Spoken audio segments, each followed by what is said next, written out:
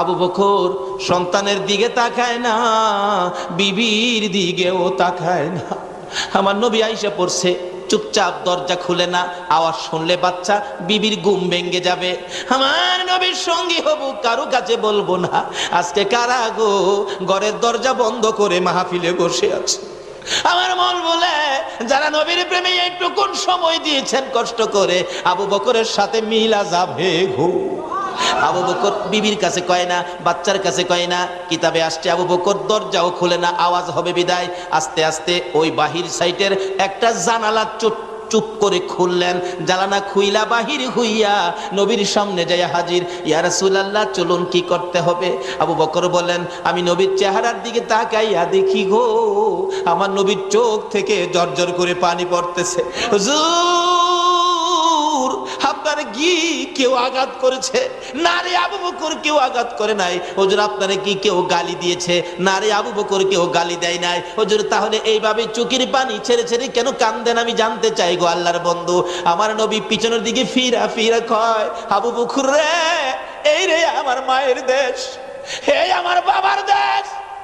আজকে আবু জাহেলের যন্ত্রণায় মায়ের দেশ, বাবার দেশ সাইরা মদিনায় যাইতে আমার মায়া লাগে। আবু বকর, দেরি করা যাবে না, চল, ওই তো পিছনের শত্রুর শব্দ শোনা যায়, চল তাড়াতাড়ি যাই। এবার আবু বকর আমার নবীর কথা মানে। বলুন, আবু বকর কার কথা মানে? চলেন হুজুর, চলুন। একটু চলে গেলেন পিছন দিয়ে। আবু জাহেলের নেতৃত্বে বালু মাটি ছিল, বালু মাটির মধ্যে পায়ের দাগ দেখে দেখে আবু বকরের বাড়ি পর্যন্ত আসলেন আবু জাহেলের নেতৃত্বে। ও সঙ্গীরা, যুবকেরা, এই দাগ দেখে দেখে চলো আমরা যাইতে থাকি, কারণ এই রাস্তায় তো কোনো মানুষ কোনোদিন হাঁটে না, দাগ পাওয়া যাবে না। আমার নবীজির পাও মুবারকের দাগ দেখে দেখে আবু বকরের ঘরের দরজা পর্যন্ত আইসা গেলেন। এখানে আইসা দাঁড়িয়ে আছে, পায়ের দাগ দেখা যায়। দাগ দিলেন, নিশ্চয়ই ঘরের মধ্যে আছে। দরজা যখন বন্ধ, ডাক দিলেন দরজার মধ্যে আবু জাহেল। ডাক দিলে একজন মেয়ে, বাচ্চা মেয়ে জবাব দিলেন, যার নাম আসছে আবু বকরের মেয়ের মধ্যে ছোট ছিলেন মেয়েটা, যার নাম হলো হযরতে আসমা। আসমা বলেন, কে তোমরা এত রাত্রে ডাকো? আবু জাহেল বলেন, দরজা খুলে দাও, এই ঘরের মধ্যে মুহাম্মদ ঢুকছে। বাচ্চাটা বললেন, না না, এই ঘরে কোনো মানুষ নাই, এই ঘরে আমার বাবারেও পাওয়া যায় না। দরজাটা খুলে দিলে আবু জাহেল ডাকে, এদিকে আয় আসমা, এদিকে আয়, তোর বাবা কোথায়? বলতে পারি না। আখিরি নবীর সঙ্গী হইয়া বুঝি চলে গেছে, তাও বলতে পারি না। কোন দিকে গেছে তাও বলতে পারি না। বাচ্চা মানুষ ঘুমিয়েছিলেন। ডাইকা ডাইকা কাছে আই না গো। আবু জাহেল নিষ্ঠুর পাষাণ, ছোট্ট মেয়ে বাচ্চাটার দুইটা গালে এত জোরে দুইটা থাপ্পড় মারছে, কানের পর্দা ফাইটা বাবা গো কইয়া জমিনে পড়ে গেছে। জমিনে পড়ে গলাকাটা মুরগির মতো লাফাইয়া লাফাইয়া কান্দে। এই কান্দার আওয়াজ আবু বকরের কানে যাইয়া পড়ছে। আবু বকর ডাকে, হুজুর, বেশি দেরি করা যাবে না, আবু জাহেল আমার বাড়িতে আইসা পড়ছে। রাসূল বলেন, তুমি কেমনে জানো তোমার বাড়িতে আসছে? হুজুর গো, আবু জাহেল আইসা আমার ছোট্ট মেয়েটা, কলিজার টুকরা আদুরের মেয়েটা, আমার আসমাকে বুঝি মারছে। আমার আসমা মার খাইয়া বাবা কইয়া কান্দে। আমার নবী বলেন, আবু বকর রে, তোর মেয়েরে যদি আবু জাহেল মারে, এখন কি তুমি মেয়ে বাঁচাইতে যাইবা নাকি রাসূলের পক্ষে যাইবা?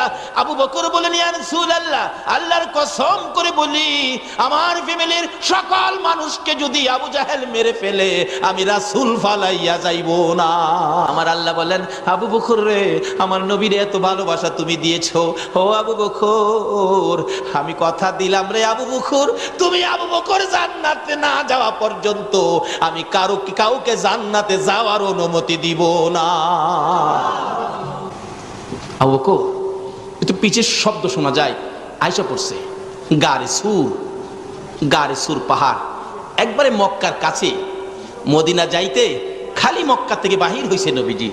গারে সুর পাহাড়ে, আমরা তো আগে শুনতাম, আগে ভাবতাম যে হয়তো সমতল রাস্তা দিয়ে হাইটা যাইতে কোনো গর্তের মধ্যে নবীজি আবু বকরকে নিয়ে আশ্রয় নিয়েছেন, কিন্তু না, নবীজি আশ্রয় নিয়েছেন এটা পাহাড়ের উপরে, পাথর, শুধু পাথরের পাহাড়। নবীজি যাইতেছে, এদিক দিয়ে সকাল হইতেছে। আচ্ছা বলুন তো, সকালবেলা যদি পাহাড়ের মধ্যে কেউ নড়াচড়ি করে দেখা যাবে না? কিন্তু পাথরের পাহাড়, কি কুদরত! যারা মক্কায় গিয়েছেন অবশ্যই দেখেছেন, গারে সুর পাহাড়টা এদিক দিয়ে সকল অবস্থান, সকল জায়গা ফর্সা হয়ে আসতেছে, আর নবীজি পাহাড়ে উঠার কারণে পাহাড়টা আন্ধার হয়ে যাইতেছে। এখনো যায় যায় দেখবেন গারসুর পাহাড়টা একবারে কালো পাথরের পাহাড়, একবারে কালো আন্ধার হয়ে থাকে। পাথরকে প্রশ্ন করবেন, পাথর তুমি কালো হয়ে আন্ধার হইলে যে? পাথর জবাব দিবে, রাসূলকে হেফাজত করার জন্য আমি অন্ধকার হয়ে গেছি। পাথর হইয়া রাসূল চিনে গো, উম্মত হইয়া রাসূল চিনলাম। আমার নবী বলেন, আবু বকর রে, এই পাহাড়ের মধ্যে দেখো কোথাও কোনো গর্ত পাওয়া যায় কিনা। এই গর্তের মধ্যে আমরা বসে থাকি, দুশমনেরা চলে গেলে আমরা মদিনার দিকে চলে যাব। আচ্ছা হুজুর, দেখতেছি হঠাৎ দেখে যে পাহাড়ের ফাঁকে একটা সুড়ঙ্গ পথ আছে, এর মধ্যে দুইজন লোক কোনো রকম বসতে পারবে। আবু বকর বলেন, হুজুর আমি আগে এর ভিতরে যাইয়া দেখি কোনো শত্রু, কোনো বিপদ আপদ পোকামাকড় আছে কিনা। ঠিক আছে, যাও, যায় দেখে না পরিষ্কার। রাসূল গো আপনি আসেন। নবীজি ভিতরে ঢুকছেন, মুখের উপরে পাতা লতা বাহির হইয়া গর্তের মুখটা বন্ধ হয়ে গেছে। মা করাইসা এর মধ্যে জাল বুইনা ফালাইছে, কবুতর আইসা জালের মধ্যে ডিম পাইরা দিছে। কিছুক্ষণ পরে ডিমেতে বাচ্চা বাহির হইয়া চিউ চিউ করতেছে। সুবহানাল্লাহ। সকল প্রাণী আমার নবীরে ভালোবাসা দেয় কিনা বলুন তো? আল্লাহ বলেন কেন দিবে না? সকল সৃষ্টির কারণ হলো আমার এই নবী, যার কথা মানার জন্য তোমাদেরকে বলেছি। পায়ের দাগ দেখে দেখে কাফের আবু জাহেল বেঈমান সঙ্গীদেরকে নিয়ে আসলেন, কিন্তু পাথরের কিনারে, পাহাড়ের কিনারে আইসা আর পায়ের দাগ পাওয়া যায় না। এখন ব্যাপারটা কি? নিশ্চয়ই এই পাহাড়ের কোথাও আছে। তালাশ করে ঘুরতেছে, ঘুরতে ঘুরতে ঘুরতে ঘুরতে একজন একজন করে একবারে একবারে কোনো জায়গা ফাঁকা নাই, এইভাবে দেখতে দেখতে আসতেছে। কিতাবে আসছে নবীজি যেই গর্তের মধ্যে ছিল, এই গর্তের কাছাকাছি আইসা একটা লোক বলতেছেন, সামনে একটা গর্ত দেখা যায় রে, এর মধ্যে আছে। আবু বকর বলেন, ইয়া রাসূলুল্লাহ আর বাঁচা যাবে না। রাসূল বলেন, লা তাহজান ইন্নাল্লাহা মা'ানা। আবু বকর ভয় পাও না, ঘাবড়ায়ো না, আল্লাহ আছে আমাদের সঙ্গে। সুবহানাল্লাহ। বলুন কে আছে? আল্লাহ। আল্লাহ কি খালি নবীর সঙ্গেই থাকবে? নবীরে যারা ভালোবাসবে তাদের সঙ্গে থাকবে না? তো করতে করতে একটা ছেদ্রু বন্ধ করার রুমাল কোলায় না, পায়ের মোটা আঙ্গুলটা দিয়ে ছেদ্রু বন্ধ করে দিলাম। রাসূল ঘুমাইতেছে। একটু পরে এই গর্তের মধ্যে একটা সাপ ছিল, নবীকে দেখার জন্য 6 মাস বসে রইছে। সাপটা আইসা নবীজির শরীর মুবারকের মজার গন্ধ পাইয়া সাপটা এসে ধাক্কাইতেছে, কাপড়ের পট্টি দিয়া বাহির হওয়া যায় না। আবু বকরের পাউটা যে এই গর্তের মধ্যে ছিল, ছেদ্রুর মধ্যে ছিল, ধাক্কা দিলে পাউটা একটু সরে, আবার ধাক্কা বন্ধ করলে চাপা দিয়া ধরে। সাপ ভাবতেছেন এটাই বুঝি রাস্তা পার হয়ে বাহির হওয়ার জন্য। ধাক্কা দেয়, সরায়, জুড়ে ধাক্কা দেয়, একটু সরে আবার বন্ধ হয়ে যায়। সাপটা অপারক হইয়া, নবী দেখার পাগল হইয়া, ও অসহ্য হইয়া, অধৈর্য হইয়া আবু বকরের পায়ের মধ্যে দংশন করে দিল। আবু বকর ব্যথায় অস্থির হইয়া কান্দে, মাউত, আমি আবু বকরের জীবন যাইতে পারে গো, রাসূলের ঘুম ভাঙাইতে পারি না। একবার দংশন করলেন, আবু বকরের পাও সরে না, আবার দংশন করলেন, তবু আবু বকর পাও সরায় না, ব্যথায় অস্থির, সমস্ত চেহারা কালো হয়ে গেছে। আবার দংশন করলেন, 3 বারের মাথায় আবু বকর বেহুশ হইয়া পড়ে গেলে আমার নবীর ঘুম ভেঙে গেছে। ওইটা দেখে সর্প দাঁড়াইয়া রইছে, আবু বকর জমিনে পড়ে রইছে। আমার নবী জিগায়, সর্পরে আমার আবু বকর কি সর্বনাশ করলি? সর্প ডাকে, হুজুর বেয়াদবি ক্ষমা করে দিন, আমি আবু বকরকে ধ্বংস করার ইচ্ছা ছিল না।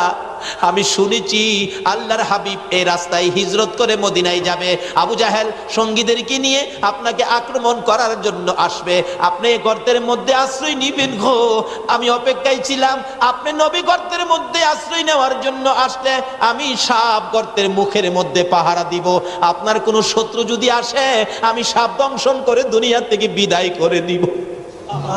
হুজুর আপনার আগমনে আবু বকর আমারে বাধা দিল। আবু বকর ভাবছে আমি বুঝি আপনাকে দংশন করব। নবী গো, আল্লাহর কসম করে বলি 6 মাস পর্যন্ত বসেছিলাম আপনি নবীর পক্ষে ওই কাফেরদের মোকাবেলা করার জন্য। জংলার সর্প হইয়া নবী চিল্ল গো, উম্মত হইয়া নবী চিল্লাম না। এর সারা বিষ পানি হইয়া আবু বকর সুস্থ হইয়া দাঁড়াইলে। অনেক লম্বা ঘটনা। আবু বকর চলো, সন্ধ্যা হয়ে গেছে, মদিনার দিকে রওনা হই। যাইতে যাইতে যাইতে যাইতে আবু বকর নবীর কথা মতো হাঁটতে হাঁটতে 2 দিন 3 দিন হয়ে যায়। হঠাৎ করে আবু বকর ডাকেন, ইয়া রাসূলুল্লাহ, পেটের খিদায় আর হাঁটতে পারি না, হুজুর কিছু না খাইলে আর হাঁটতে পারবো না। আবু বকর বলেন, কই খাবি? এখানে তো কোনো বাড়িঘর নাই, শুধু মরুভূমি, কই খাবি? হুজুর তাই তো, বাড়িঘর তো দেখা যায় না, খালি তো মরুভূমি, কই খাবো? মানুষ পাইলে, বাড়িঘর পাইলে তো খাইতে পারতাম, আছে বাড়িঘর? আবু বকরকে, হুজুর নাই নাই বাড়িঘর নাই। রাসূল বলেন, আবু বকর এদিকে আসো। এদিকে আসলে নবীজির এই ডাইন হাত মুবারক আবু বকরের চোখের মধ্যে এইভাবে লাগাইলেন। আবু বকর দেখো তো এখন কিছু দেখা যায় কিনা। আগে কিন্তু মরুভূমি, কিচ্ছু নাই। নবীজির বরকতের হাত লাগানোর পরে আবু বকর বলেন, তাকায়া দেখি সামনে একটা বাড়ি দেখা যায়। আগে বাড়ি নাই, এখন করতে আইলো। আল্লাহ হয়, এই বকরির বাচ্চাটার মধ্যে দুধের ব্যবস্থা করে দাও, আমার আবু বকর দুধ খাবে, আমি রাসূল দুধ খাবো। দাবিটা করছে কে? এই নবীর কথা আমার আল্লাহ রাহেনিও, রাহেনি। সঙ্গে সঙ্গে আবু বকর বলেন, ছোট্ট বকরির বাচ্চা মোটা তাজা হয়ে গেছে। সঙ্গে সঙ্গে দেখি বকরির মধ্যে দুধের জোয়ার আইসা গেছে। বকরির বাচ্চাটা বেমাইতেছে দুধের ভরে। আমার রাসূল বলেন, আবু বকর রে, একটা দুধের বান্ড নিয়ে আসো। ডাকতেছে মহিলাকে, মা মা একটা বান্ড দাও। মহিলা বলেন, এ কি কারবার, জীবনে তো দেখি নাই। বাচ্চা বড় হলো, দুধ দিবে। বলুন তো, বাচ্চা দুধ নিজে খায়, এখন যদি দুধ দিতে পারে, এই বাচ্চার দুধের মালিক কি ইহুদি হবে? বাচ্চা দুধের মালিক কে হবে বলুন? রাসূল হবে। ওই দুধের বান্ড বালতি সহ ওই মহিলার কাছে পৌঁছাইয়া দাও। মহিলা দাঁড়াইয়া রইছে, কি পাগলের খেলা, কি আশ্চর্য খেলা। বান্ড দিলেন, বকরি দিলেন, বকরি যাইয়া খালি মহিলার দিকে তাকাইয়া থাকে। এ কথাই বুঝি বুঝাইতে চায় মহিলাকে বকরি নিজে। ও বকরির মালিক, জীবনে এই খেলা আর দেখছনি? এই নবীরে চিনতে পারছনি? আবু বকরের কাছ থেকে বান্ড বুঝে নিলেন মহিলা। খালি বকরির দিকে চাই, দুধের দিকে চাই, আবার লোকগুলি যাইতেছে তাদের দিকে চায়। ঘরের ভিতর নিয়ে বকরিটারে বাইদা রাখলেন। কিতাবে আসছে, এই বকরিটা এদিন থেকে নবীর দুয়ার বরকতে যে দুধ দেওয়া শুরু করেছে, একটানা 30 বছর পর্যন্ত দুধ দিয়েছে। গাউসে পাকের স্মরণে মাহফিলে বসে এ রাত্র কাটাইয়া দিছে। মাবুদ গো, ফুটন্ত গোলাপ যুব সংঘের উদ্যোগে আজকের মাহফিলে যারা শরীক হয়েছে, যারা টাকা পয়সা বুদ্ধি পরামর্শ দিয়ে মাহফিলকে এত সুন্দর করেছে, যারা দূর দূরান্ত থেকে এসে মাহফিলকে সাজিয়েছে, মাহবুদ রে, এই হাতগুলি তোমার দরবারে বাড়াইলাম, একবারে খালি বাড়াই নাই। তুমি যার প্রেমে সব বানাইছো, ওই নবীর উপর দুরুদ ও সালাম মদিনা পাঠাইয়া রে মাহবুদ, পিছে পিছে হাত বাড়াইছি। মাহবুদ, জানি না 2টা হাত আর কতদিন বাড়াইতে পারবো। মাহবুদ গো, যুবকেরা মাহফিলের আয়োজন করেছে, তোমার আদুরের বান্দারা বসে আছে, নবীর আশেক পাগলেরা, অলি গাউস কুতুবের পাগলেরা এই রাত্র বসে তোমার কাছে হাত বাড়াইছে। এ হাত তুমি কেমনে খালি ফিরাইবা গো আল্লাহ? আম্মা জান আয়েশা সিদ্দিকার জীবনীতে পাওয়া যায়, আম্মা জান আয়েশা সিদ্দিকা নবীজির অনেক দুঃখের কথা ওয়াজ করেছেন। একদিনের ঘটনা, আম্মা জান আয়েশা সিদ্দিকা ওয়াজ করেন। ওয়াজটা কি ছিল? প্রশ্ন করেছে, ইয়া রাসূলুল্লাহ, জীবনে কতদিন যুদ্ধের ময়দানে যাইয়া কত জায়গায় মার খেয়েছেন? নবী গো, আমি জানতে চাই কোন দিনের মার আপনার কাছে বেশি কষ্ট, বেশি ব্যথা হয়েছে? আমার নবী 2টা চোখের পানি এতিমের মতো ছেড়ে দিছে। আয়েশা রে, মায়ের কথা মনে করিস না রে আয়েশা, মায়ের কথা মনে হইলে রে আমার তাইবের কথা মনে হয়ে যায় রে আয়েশা। তাইবের জমিনের মার রে, একবার নয়, 2বার নয়, 3বার করে আমাকে বেহুশ করেছে। এমন মার আমি জীবনে কোথাও খাই নাই রে। তাইবের মায়ের কথা মনে হইলে এখনো আমার চোখের পানি রাখতে পারি না। মন কয় ব্যথাই যেন আমার কলিজা ফাইটা যাবে রে আয়েশা। কিছুক্ষণ পর আবার এতিমের মতো চোখের পানি ছেড়ে ছেড়ে আম্মা জান আয়েশা সিদ্দিকার দিকে তাকায়া তাকায়া ডাকে, রে আয়েশা, আর একটা ব্যথার কথা শুনো। তাইবের জমিনের মায়ের সবচেয়ে বেতার কথা রে আমার, এই তায়েবের জমিনের মায়ের কথা ও আমি নবী বুইলা যাই রে আয়েশা, যখন আমার গুনাহগার উম্মতের কথা মনে হইয়া যায়। তাইবের জমিনের এত কষ্ট, এত ব্যথার মার যায়েদ ইবনে হারেসা বলেন, আমার নবীকে 3 বার করে বেহুশ করেছে। উঠতে পারে না, টাইনা নবীকে উঠাইছে। হাঁটতে পারে না, ধাক্কা দিয়ে একটুখানি হাঁটাইছে। নবী যখন আবার বেহুশ হয়ে পড়ে যায়, আবার টাইনা উঠাই। 3 বার এইভাবে টাইনা উঠাইছে, টাইনা হাঁটাইছে, ধাক্কা দিয়ে হাঁটাইয়া মারতে মারতে 3 বার করে বেহুশ। শেষবারের মাথায় এমন মার মারলো, নবীজিকে পাথরের নিচে ফালাইয়া দিছে। তাদের ধারণা আমার নবী বুঝি দুনিয়ার থেকে বিদায় হয়ে গেছে। যায়েদ ইবনে হারেসা বলেন, আমি নবীজিকে এইভাবে কোলে উঠাইলাম, নবীজি গাছ ছেড়ে দিছে, মন কয় নবী দুনিয়ায় নাই। একটা চিৎকার মারলাম, প্রভু গো, আমি যায়েদ ইবনে হারেসার জীবন নিয়ে যাও, আমার রাসূলের জীবন ফিরাইয়া দাও। নবীজিকে কুলে করে দৌড়াইয়া পাহাড়ের নিকটে যাইয়া একটা পাথরের উপর বসাইতে চাইলাম। বসাইতে চাইলে দেখি নবীর ক্ষত বিক্ষত শরীর, শক্ত পাথরে বসলে বুঝি কষ্ট হবে। আমি তাকিয়ে দেখি বসানোর প্রস্তুতি নেওয়ার সাথে সাথে ওই পাহাড়ের পাথর নবীর শান্তির জন্য তোলার মতো নরম হইয়া যায়। পাহাড়ের পাথর হইয়া আমাদের নবীজি নে উম্মত হইয়া নবীর আদর্শ নিলাম না। যায়েদ ইবনে হারেসা বলেন, আমি নবীজিকে বসাইয়া আঞ্জাদি ধরে রাখছি, রক্ত মুবারক আমার জামা কাপড় লাল হয়ে গেছে। এমনি সময় নবীর ব্যথায় ব্যথিত হয়ে জিবরাইল দরখাস্ত করেছিলেন, প্রভু গো, তুমি কেমনে সহ্য করো গো তোমার বন্ধুর এই কষ্ট? আমি জিবরাইল সহ্য করতে পারি না, অনুমতি দাও, বিচার করে আসবো। আমার আল্লাহ বলেন, জিবরাইল রে, তুমি অনুমতি চাইলা রে জিবরাইল, আমার বন্ধু তো একবারও কিছু চায় না, একটা বার কিছু চাইলো না। যাও বন্ধুর কাছে, বন্ধু যদি অনুমতি দেয় বিচার করে দিয়ে আইসো।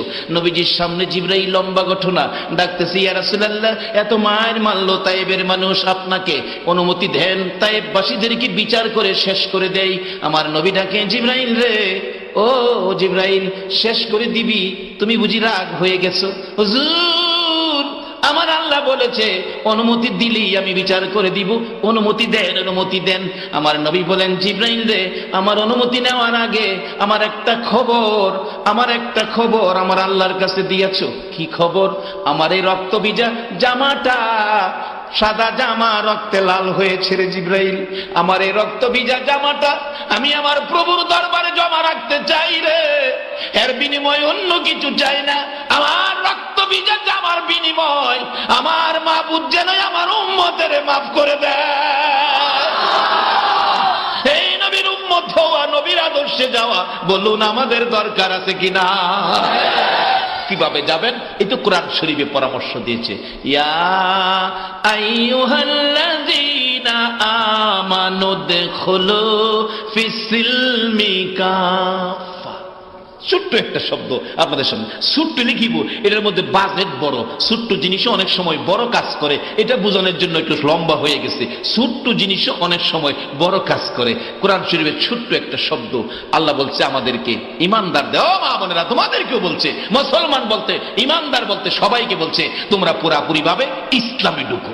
বলুন, ইসলামটা কার ধর্ম? বলুন কোরআন শরীফ, ইন্নাদ-দীনা ইনদাল্লাহিল ইসলাম। আল্লাহ বলছে ইসলামটা আমার মনোনীত ধর্ম। এই ইসলাম আল্লাহর মনোনীত ধর্ম। এই ইসলামটা আল্লাহ, ইসলামের মধ্যে ঢুকার জন্য আমাদেরকে ডাকতেছেন। আচ্ছা বলুন, ইসলামটা যে আল্লাহর মনোনীত ধর্ম, এটা কি আমাদের কোনো মনোনীত না আল্লাহর মনোনীত? ইসলামটা চলবে কি আমাদের ইচ্ছাই না আল্লাহর ইচ্ছাই? এখন যদি আল্লাহর ইচ্ছাই ইসলাম চলতো, তাইলে আমরার মধ্যে দল হইল কি লিগা? তাহলে বুঝে গেল আমরা আল্লাহর ইচ্ছাই চালাই না, চালাইলে আল্লাহর ইচ্ছাই চললে এক দল থাকতো, অন 3 দল হইল কেন? তাহলে বুঝে গেল নিজেদের কিছু মত লাগাইছে। আল্লাহ কইছে তোমরা ইসলামটা চিনো নাই। ইসলামটা চিনার জন্য, বুঝার জন্য আল্লাহ একটা ক্যাটালগ দিছে। ক্যাটালগটা হলো কোরআন। ক্যাটালগটা কি? সবাই বলুন, ক্যাটালগ কি? কোরআন। অনেক সময় দেখেন মোবাইল কিনলে মোবাইলের সাথেও ক্যাটালগ দেয়। 1700 টাকার মোবাইল, এত বড় ক্যাটালগ বই দিছে, কেমনে চার্জ করবেন, কেমনে ব্যবহার করবেন, কোন ফিনে চার্জার ফিন ঢুকাইবেন, কোন জায়গা দিয়া ইয়ারফোনের ফিন ঢুকাইবেন, এটা সব ক্যাটালগের মধ্যে সিস্টেম দেওয়া আছে। অন যদি আপনি মোবাইল কিনা কন আমি মোবাইল কিনছি, হ্যাঁ ক্যাটালগ মানুন লাগবো, ইয়ারফোনের সেদ্রুর মধ্যে চার্জার ফিন ঢুকাই দিয়েছেন, আবার চার্জারের চার্জ করার সেদ্রুর মধ্যে ইয়ারফোনের ফিন ঢুকাইছেন, বলুন চলবো না ভেজাল হইব? তাহলে বুঝা গেল ক্যাটালগ না মানলেই কিছু ভেজাল। আল্লাহ মনোনীত ধর্ম ইসলাম বুঝার জন্য ক্যাটালগ হলো কোরআন। তাইলে আমাদের মধ্যে যখন কিছু ভেজাল, আল্লাহ কয় তোমরা ক্যাটালগ বুঝতেছো না, এই ক্যাটালগটা বুঝানোর জন্য আমি আরেকজন ইঞ্জিনিয়ারও পাঠাইলাম, সে ইঞ্জিনিয়ার হলো নবী মুহাম্মদুর রাসূলুল্লাহ। তোমরা এই ইঞ্জিনিয়ারের কথা মতো ইসলাম ব্যবহার করো, তাইলে কোনো দলাদলি থাকবে না। কোরআন শরীফে বলেছে অমাই ইউতির রাসূলা ফাকাদ আতা আল্লাহ, তোমরা আমার এই রাসূলের কথাগুলি মানো। যারা রাসূলকে চিনছে, রাসূলের কথা মানছে, তাদের জীবনী খুলুন না, একটু লম্বা হয়ে যাইতেছে, আপনাদের কষ্ট হবে। যারা নবীকে চিনছে, নবীকে মানছে, তাদের জীবনী খুলুন। আসলে চিনতে পারলেই মানতে সহজ হয়। আচ্ছা, আমরা নবীর জীবনে কোনোদিন কারো প্রতি হিংসা করছে? যদি এই হিংসা নবীর উম্মতের মধ্যে থাকে, তাইলে নবীর উম্মতের খাতায় নাম থাকবে না।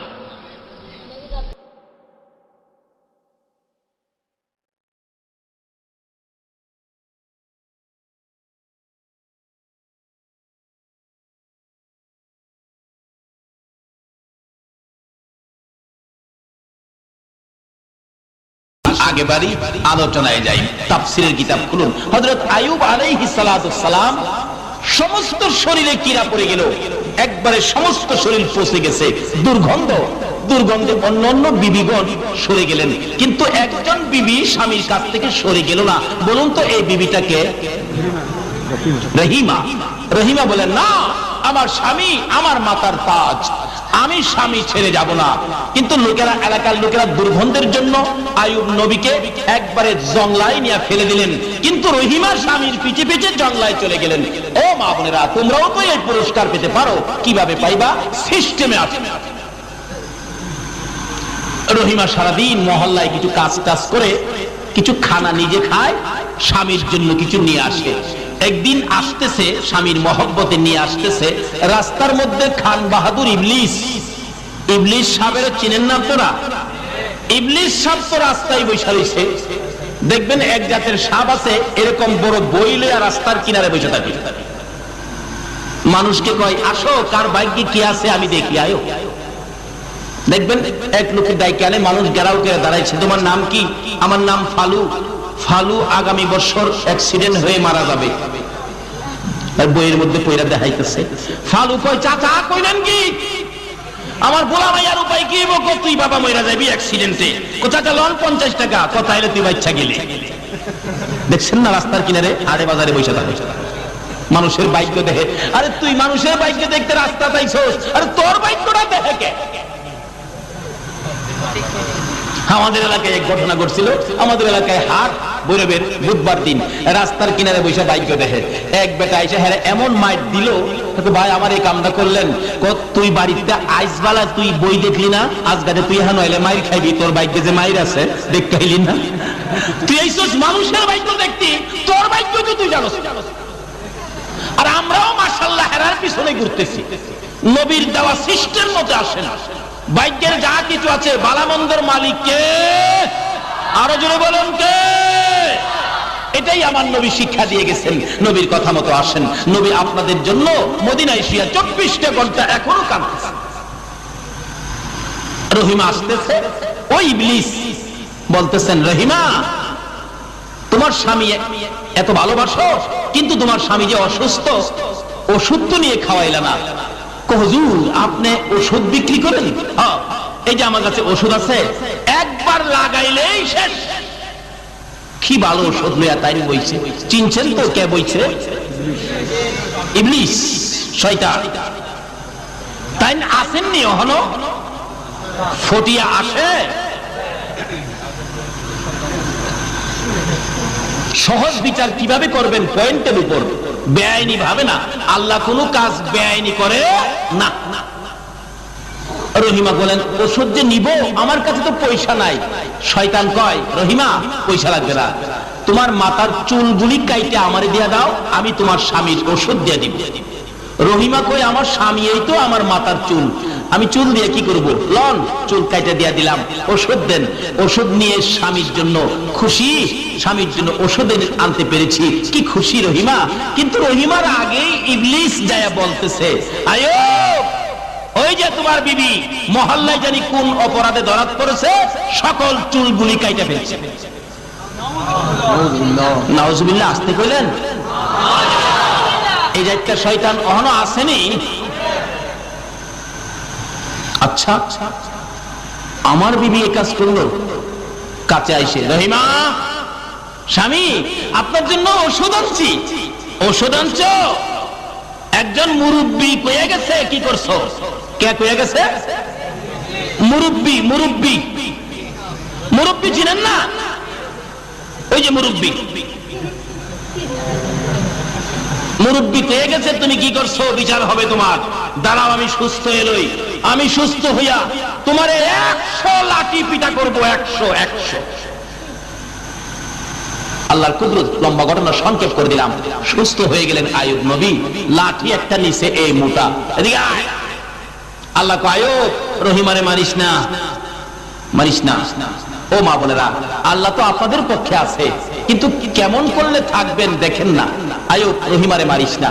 খোদা গো মাইরা মুহেরে হ্যাঁ কামটা করছে কি? কি করছে? কি অপরাধ করছে? চুল কাটছে। আল্লাহ কয় রহিমা কোনো অপরাধ করে নাই, আমি আল্লাহ বলতেছি। আচ্ছা তাইলে ইবলিসের কথার দাম হবে না আল্লাহর কথার দাম হবে? আমি আল্লাহ বলছি রহিমা কোনো অপরাধ করে নাই। খোদা কথা হইলে একজন মুরব্বী কইল অপরাধ করছে, চুল কাটছে। আল্লাহ কয় হ্যাঁ হইল শয়তান, হ্যাঁ ওষুধ দিছে তোরে বালা করবার লেগা মাথার চুলের বিনিময়, তাই নাকি? হ্যাঁ রহিমা আয় আমার বুকে আয়। রহিমা দুইটা চোখের পানি জর্জর করে ছাড়ে। মাওলানা এইভাবে বুঝি তুমি আমার জন্য মেহেরবান হয়েছো, তুমি আমার পক্ষে আসছো। ও মা বোনেরা, স্বামীর খেদমত করো, এই স্বামীর জন্য ভালোবাসা দাও, আমার আল্লাহ তোমাদেরকে ভালোবাসবে। বলতেছেন আইয়ুব খোদা গো আমি যে বলে ফেলেছি আমি তো তোমার নবী, নবীর কথা তো মিথ্যা হয় না। আমি যে বলেছি রহিমারে 100 লাঠি পিটা করব। আল্লাহ কয় রহিমারে যদি 100 লাঠি পিটা করস রে আইয়ুব, রহিমা তো বাঁচবে না। আগেকার দিনের মহিলারা কি কোন পর্দার ভিতরে থাকতো, তো তারা তো শক্ত ছিলেন না, নরম গরম ছিলেন। একবারে 100 লাঠি পিটা দিলে মইরাই যাইব। ওখানের মহিলারা মাশাআল্লাহ 100 লাঠি পিটায় কিচ্ছুই হবে না। তারা তো মাঝে মাঝে মার্কেট টার্কেটে যায়। কি তো আপনাদের ফটিয়ার কথা বলছি না, আমাদের ঢাকার এলাকার কথা বলছি। মার্কেটে যায় কত কিছু, তাদের কত কিছু করে, মিছিল টিছিল করে। আবার দেখছি মাঝে মাঝে পুলিশও পিঠায় না, হেসলায় নেই, টানা হেসলা করে।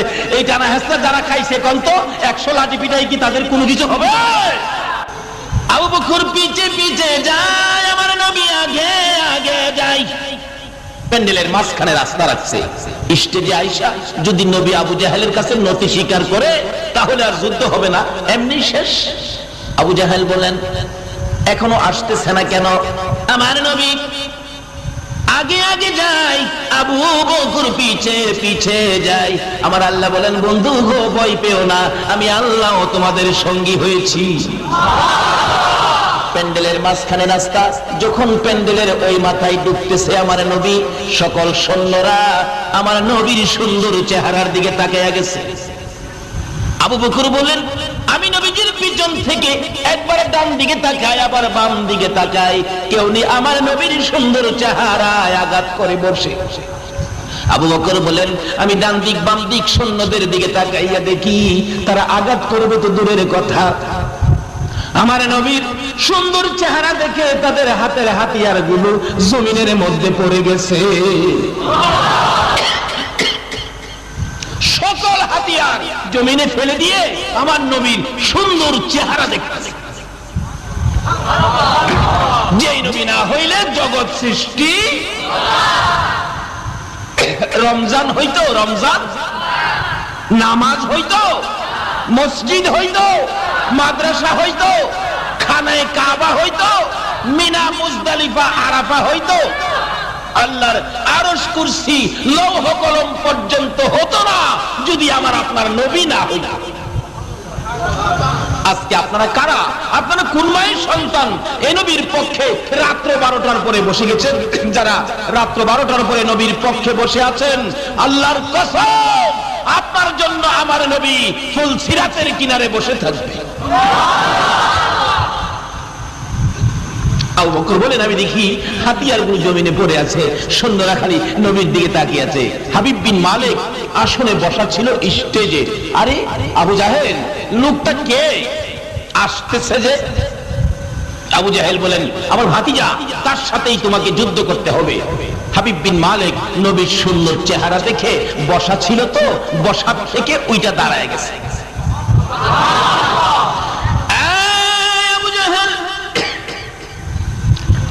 এত সুন্দর লোক আমি তো জীবনে কোনোদিন দেখি নাই রে আবু জাহেল। কেন জানি লোকটাকে দেখে আমার মায়া মায়া লাগে। আবু জাহেল রে, না না, এ লোকের গায়ে আমি আঘাত করতে পারবো না, আমার পক্ষে সব। আমার আল্লাহ বলেন, বন্ধু ভয় পেও না, যাও যাও সামনে বাড়ো। তুমি কাছাকাছি যাওয়ার আগে আমি আল্লাহ হাবিব বিন মালিকের সাথে যুদ্ধ শুরু করে দিছি। আর একটু সামনে বাড়লে হাবিব বিন মালিক চেয়ার থেকে উইটার নিচে নাইমা গেছে। নবীজি আসতেছে, হাবিব বিন মালিক নিজেও সামনের দিকে বাড়তেছে। আবু জাহেল বলেন, কি করতেছো তুমি? কোথায় যাও? রে আবু জাহেল, চাচা হইয়া রে বাতিজা চিনলি না? আমি ভুল করতে রাজি না। আমার নবীর দিকে যাইতেছে, নবীর সুন্দর চেহারা দেখে মায়া মায়া লাগে, নবীর ভালোবাসায় সামনে যায় আর গুনগুন করে গান গায়। আরে মা আমিনার কুলে দেখো চাঁদ উঠেছে, বলুন, মা আমিনার কুলে দেখো চাঁদ উঠেছে, যাহারি প্রেমেতে জাহান পয়দা হয়েছে।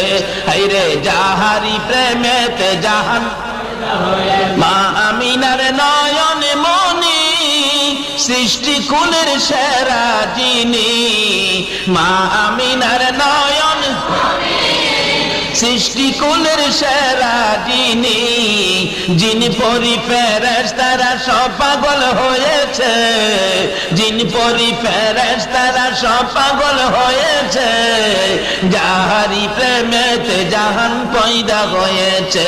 হায়রে যাহারি প্রেমেতে জাহান।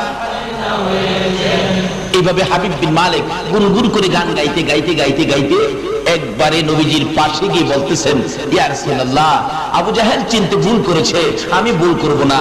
নবী গো, আপনি যে আল্লাহর সত্য নবী, আমার বিশ্বাস হয়ে গেছে, আমাকে কালিমা পড়িয়ে মুসলমান বানিয়ে দেন। আমার আল্লাহ বলেন, বন্ধু গো, আমি আল্লাহ হাবিব বিন মালিকের কলিজায় লা ইলাহা ইল্লাল্লাহর তীর লাগাইয়া দিছি। হাবিব বিন মালিক কালিমা পড়ে মুসলমান হয়ে সৈন্যদের উদ্দেশ্যে ভাষণ দেন, ও সৈন্যরা, আমি তো তোমাদের বাদশাহ, কালিমা পড়েছি, তোমরা কি করবে? সকলে মিলে কালিমা পড়ে ফেলেছে। যারা ছিল আবু জাহেলের পক্ষে, তারা এখন কার পক্ষে গেল? না,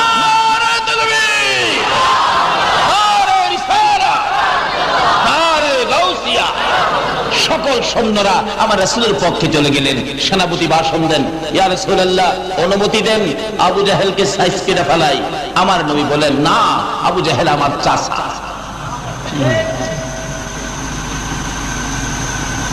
এবার হাবিব বিন মালিক বলেন, ইয়া রাসূলুল্লাহ, মনের দুইটা কথা আপনার কাছে বলবো। এমনি সময় আমার আল্লাহ কয়, জিবরাইল, আমার বন্ধুরে দেখো, হাবিব বিন মালিকের কোন কথা যেন আজকে না শুনে, আগে তারে বাড়িতে পাঠাইতে কও, আবার বাড়ি থেকে আসলে যেন কথা শুনে। কিন্তু তার মনের কথাটা ছিল এই, তার একটা মেয়ে ছিল, মেয়েটা কুষ্ঠরোগী, ঘর থেকে বাহির করতে পারে না, একটাই মেয়ে কুষ্ঠরোগ, এমন অবস্থা, একেবারে গর্তে বাহির করার কোনো সুযোগ নাই। এই কথাটাই বলতো, নবীজির কাছে দোয়া চাইতো। আচ্ছা বলুন, নবীজির দোয়া করলে কাম হবে কিনা? দোয়াটা চাইতো, কিন্তু পারলো না। রাসূল বলেন এখন না, তুমি বাড়ি থেকে আইসা বইলো। হাই হাই, মনের কথা বলতে পারলাম না। হাই হাই, সারা রাস্তা বাড়িতে যায় আর এই চিন্তাই করে। যাইতে যাইতে বাড়িতে যাইয়া আগে যে অসুস্থ মেয়ের ঘর রুম, এই রুমের দরজায় যায় ডাকতেছে, মা মা মা। মেয়েটা কোনো জবাব দেয় না, দরজাও খুলে না। আরে কি ব্যাপার, আমার মেয়েটা কি মরে গেল? দরজার কিনারে কানটা লাগাইয়া শুনে ভিতরে আওয়াজ শোনা যায়, লা ইলাহা ইল্লাল্লাহ, লা ইলাহা ইল্লাল্লাহ, লা ইলাহা ইল্লাল্লাহ মুহাম্মাদুর। হাবিব বিন মালিক বলেন, মা দরজা খুলো গো, ইয়ামেন দেশে আমার আগে এ কালিমা লইয়া কেউ আসে নাই। আমি জানতে চাই এই কালিমা কোত্থেকে তুমি পেয়েছো। দরজা যখন খুলে দিলেন, হাবিব বিন মালিক বলেন, আমি তাকাইয়া দেখি এই মন্ত্র যে পড়তেছে, আমার মেয়ের গায়ে কুষ্ঠরোগী নাই, সুস্থ হয়ে গেছে। জিজ্ঞেস করলেন, মা এই কালিমা কোত্থেকে পাইলা? এই কুষ্ঠরোগীর ঔষধ তুমি কোত্থেকে পাইলা? মেয়েটা জবাব দেন, বাবা গো, যেদিন দিনের বেলা আমার নবীর হাত ধরে তুমি কালিমা পড়ে মুসলমান হয়েছো, বাবা ওই দিন রাতের বেলা দয়ার নবী মায়ার নবী আমার ঘরের সামনে হাজির হয়ে গেছে।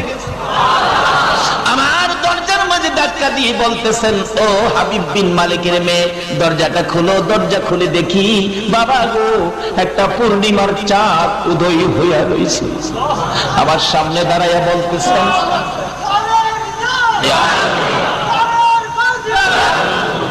আমার সামনে দাঁড়াইয়া দাঁড়াইয়া বলতেছে, হাবিব বিন মালিকের মেয়ে, তোর বাবা আজকে আমার হাত ধরে কালিমা পড়েছে মক্কা নগরীতে। মেরে তুই কালিমা পড়বে কিনা বল। বাবা গো, আমি সুন্দর চেহারা দেখে সইতে পারি না, সঙ্গে সঙ্গে কথা দিলাম, ইয়া রাসূলুল্লাহ দেরি করব না, আমাকে কালিমাটা পড়িয়ে দেন। বাবা গো, আল্লাহর কসম করে বলি, আমার সমস্ত শরীরে কুষ্ঠরোগ ছিল, যখন নবীর হাত ধরে কালিমা পড়েছি গো বাবা, সঙ্গে সঙ্গে কুষ্ঠরোগ ভালো হয়ে যায়। বলুন, এই নবীর পক্ষে থাকতে রাজি আছেন কিনা? আর কারো কোনো কথা মানতে রাজি না। আমরা এই নবীর পক্ষে থাকবো, আহলে সুন্নাত ওয়াল জামাতের সদস্য হব, ছাত্র সেনার সংগঠন করব। রাজি আছেন আপনারা? আল্লাহ তুমি কবুল করো।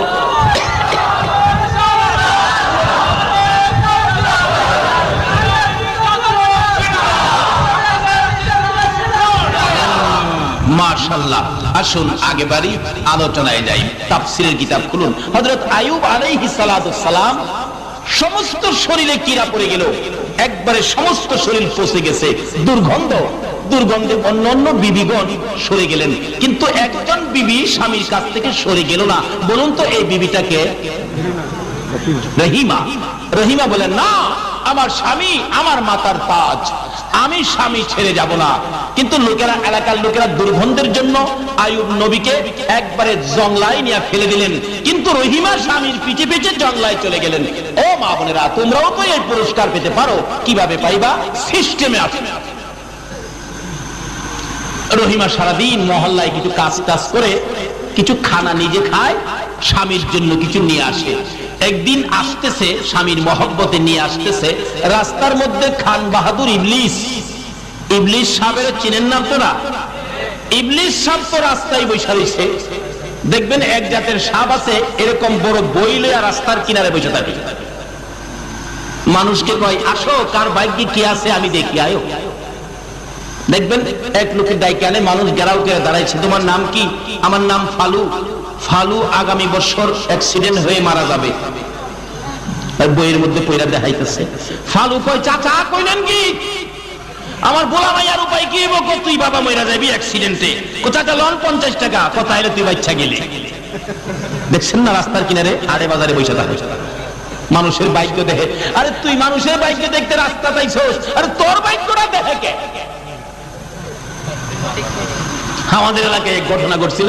আমাদের এলাকায় হাট ভৈরবের বুধবার দিন রাস্তার কিনারে বসে বাইক দেখে এক বেটা এসে হ্যাঁ এমন মাইট দিল, ভাই আমার এই কামটা করলেন, তুই বাড়িতে আইসবালা তুই বই দেখলি না, আজ গাছে তুই হ্যাঁ নইলে মাইর খাইবি, তোর বাইকে যে মাইর আছে দেখতে হইলি না, তুই এই মানুষের বাইক দেখতি, তোর বাইক তো তুই জানোস। আর আমরাও মাশাআল্লাহ হেরার পিছনে ঘুরতেছি, নবীর দেওয়া সিস্টেম মতে আসে না। ভাগ্যের যা কিছু আছে বালামন্দের মালিক কে? আরো জোরে বলুন কে? এটাই আমার নবী শিক্ষা দিয়ে গেছেন, নবীর কথা মতো আসেন। নবী আপনাদের জন্য মদিনায় শুয়ে 24টা ঘন্টা এখনো কাঁদতেছে। রহিমা আসতেছে, ওই ইবলিস বলতেছেন, রহিমা তোমার স্বামী এত ভালোবাসো, কিন্তু তোমার স্বামী যে অসুস্থ, ওষুধ তো নিয়ে খাওয়াইলা না। হুজুর আপনি ওষুধ বিক্রি করেন? হ্যাঁ, এই যে আমার কাছে ওষুধ আছে, একবার লাগাইলেই শেষ। কি ভালো ওষুধ লইয়া তাই বইছে, চিনছেন তো কে বইছে? ইবলিস, শয়তান।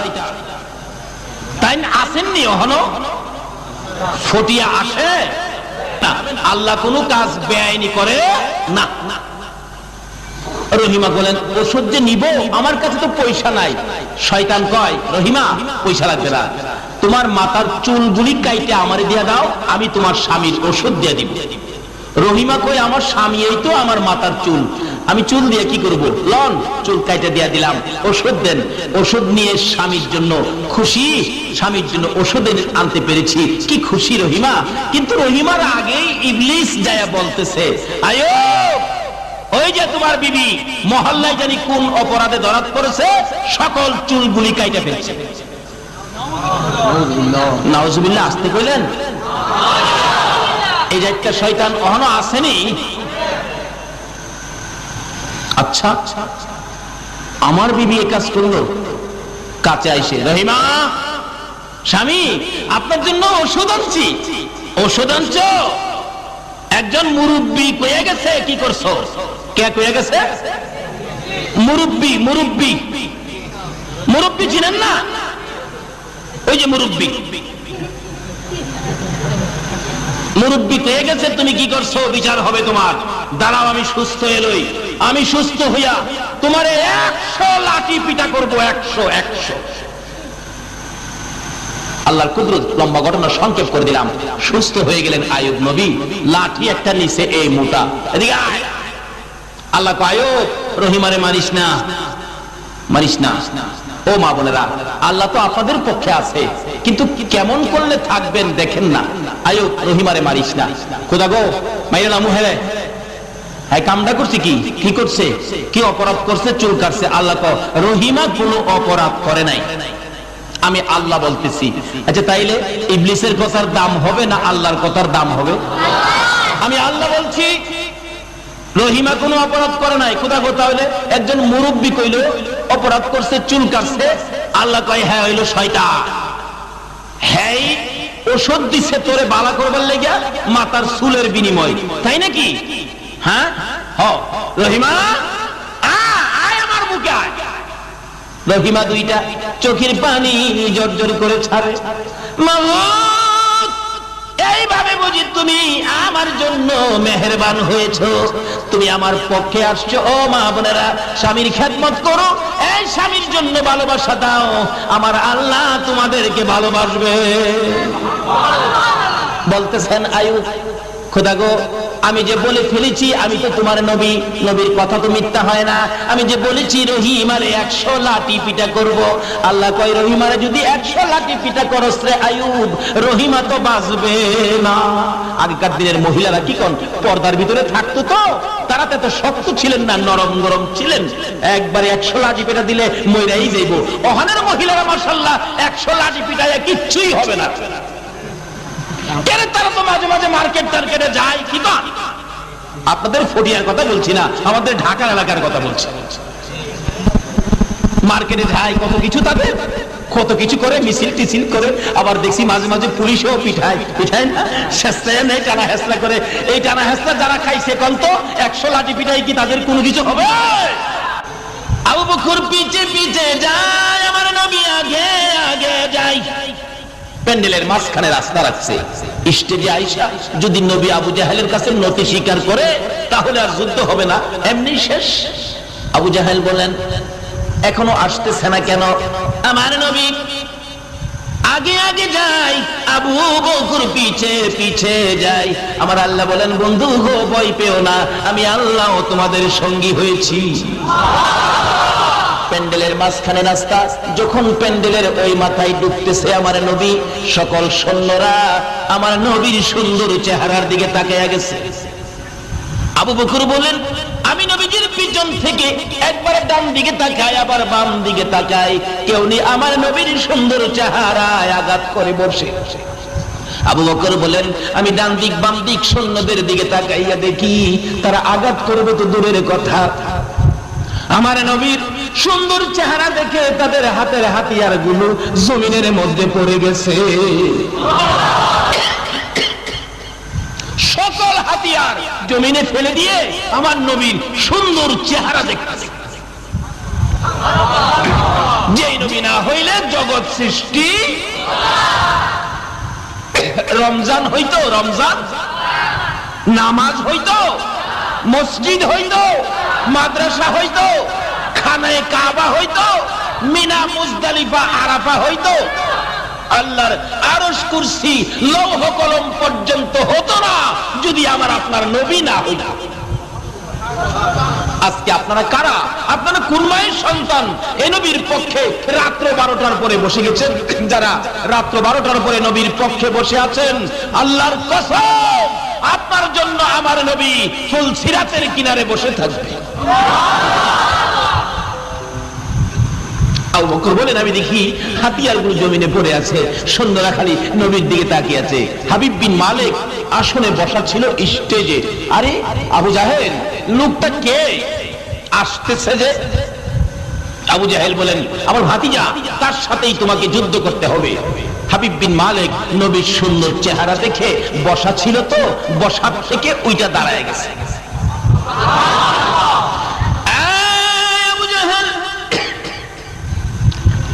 এত সুন্দর লোক আমি তো জীবনে কোনোদিন দেখি নাই রে আবু জাহেল।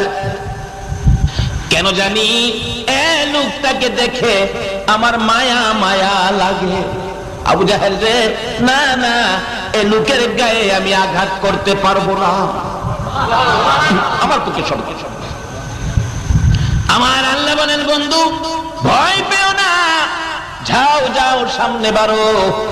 তুমি কাছাকাছি যাওয়ার আগে আমি আল্লাহ হাবিব বিন মালিকের সাথে যুদ্ধ শুরু করে দিছি। আর একটু সামনে বাড়লে হাবিব বিন মালিক চেয়ার থেকে উইটার নিচে নাইমা গেছে। নবীজি আসতেছে, হাবিব বিন মালিক নিজেও সামনের দিকে বাড়তেছে। আবু জাহেল বলেন, কি করতেছো তুমি? কোথায় যাও? রে আবু জাহেল, চাচা হইয়া রে, বাতিজা চিনলি না? আমি ভুল করতে রাজি না। আমার নবীর দিকে যাইতেছে, নবীর সুন্দর চেহারা দেখে মায়া মায়া লাগে, নবীর ভালোবাসায় সামনে যায় আর গুনগুন করে গান গায়। আরে মা আমিনার কোলে দেখো চাঁদ উঠেছে, বলুন, মা আমিনার কোলে দেখো চাঁদ উঠেছে, যাহারি প্রেমেতে জাহান পয়দা হয়েছে। হায়রে যাহারি প্রেমেতে জাহান, মা আমিনার নয়নে মনি সৃষ্টি কুলের সেরা যিনি, মা আমিনার নয়ন সৃষ্টি কুলের সেরা যিনি, যিনি পরি ফেরেশতারা সব পাগল হয়েছে, যিনি পরি ফেরেশতারা সব পাগল হয়েছে, যাহারি প্রেমেতে জাহান পয়দা হয়েছে। হায়রে যাহারি প্রেমেতে জাহান। এইভাবে হাবিব বিন মালিক গুনগুন করে গান গাইতে গাইতে গাইতে গাইতে একবারে নবীজির পাশে গিয়ে বলতেছেন, ইয়া রাসূলুল্লাহ, আবু জাহেল চিনতে ভুল করেছে, আমি ভুল করব না। নবী গো, আপনি যে আল্লাহর সত্য নবী আমার বিশ্বাস হয়ে গেছে, আমাকে কালিমা পড়িয়ে মুসলমান বানিয়ে দেন। আমার আল্লাহ বলেন, বন্ধু গো, আমি আল্লাহ হাবিব বিন মালিকের কলিজায় লা ইলাহা ইল্লাল্লাহর তীর লাগাইয়া দিছি। হাবিব বিন মালিক কালিমা পড়ে মুসলমান হয়ে সৈন্যদের উদ্দেশ্যে ভাষণ দেন, ও সৈন্যরা, আমি তো তোমাদের বাদশাহ, কালিমা পড়েছি, তোমরা কি করবে? সকলে মিলে কালিমা পড়ে ফেলেছে। যারা ছিল আবু জাহেলের পক্ষে তারা এখন কার পক্ষে গেল? নারে তাকবীর, নারে রিসালাত, নারে গাউসিয়া। সকল সৈন্যরা আমার রাসূলের পক্ষে চলে গেলেন। সেনাপতি ভাষণ দেন, ইয়া রাসূলুল্লাহ, অনুমতি দেন আবু জাহেলকে সাইজ করে ফেলাই। আমার নবী বলেন, না, আবু জাহেল আমার চাচা।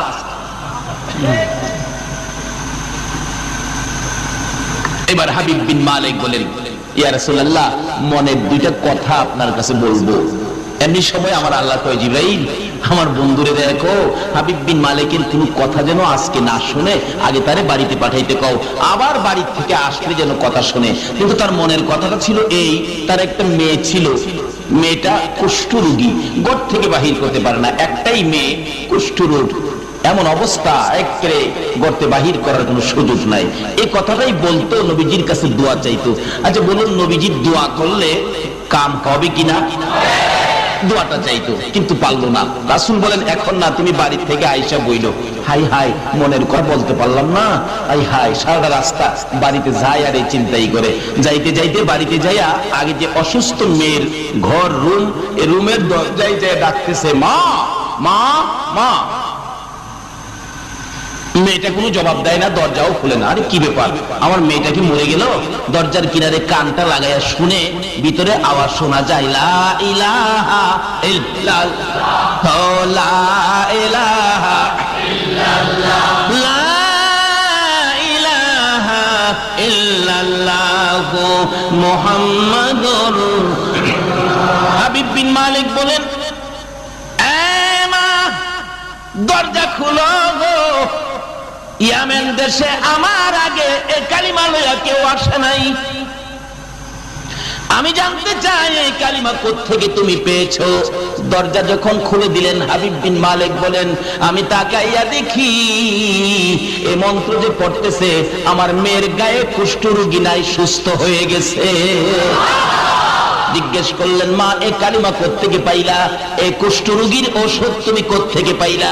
মেয়েটা জবাব দেন, বাবা গো, যেদিন দিনের বেলা আমার নবীর হাত ধরে তুমি কালিমা পড়ে মুসলমান হয়েছো, বাবা, ওই দিন রাতের বেলা দয়ার নবী, মায়ার নবী আমার ঘরের সামনে হাজির হয়ে গেছে। আমার দরজার মাঝে ধাক্কা দিয়ে বলতেছেন, ও হাবিব বিন মালিকের মেয়ে, দরজাটা খুলো। দরজা খুলে দেখি, বাবা গো, একটা পূর্ণিমার চাঁদ উদয় হইয়া রয়েছে। আমার সামনে দাঁড়াইয়া বলতেছেন,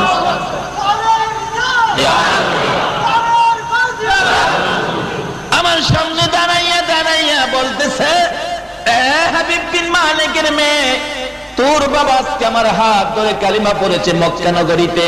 মেরে, তুই কালিমা পড়বে কিনা বল। বাবা গো, আমি সুন্দর চেহারা দেখে সইতে পারি না, সঙ্গে সঙ্গে কথা দিলাম, ইয়া রাসূলুল্লাহ, দেরি করব না, আমাকে কালিমাটা পড়িয়ে দেন। বাবা গো, আল্লাহর কসম করে বলি, আমার সমস্ত শরীরে কুষ্ঠরোগ ছিল, যখন নবীর হাত ধরে কালিমা পড়েছি গো বাবা, সঙ্গে সঙ্গে কুষ্ঠরোগ ভালো হয়ে যায়। বলুন, এই নবীর পক্ষে থাকতে রাজি আছেন কিনা? আর কারো কোনো কথা মানতে রাজি না। আমরা এই নবীর পক্ষে থাকবো, আহলে সুন্নাত ওয়াল জামাতের সদস্য হব, ছাত্র সেনার সংগঠন করব। রাজি আছেন আপনারা? আল্লাহ তুমি কবুল করো।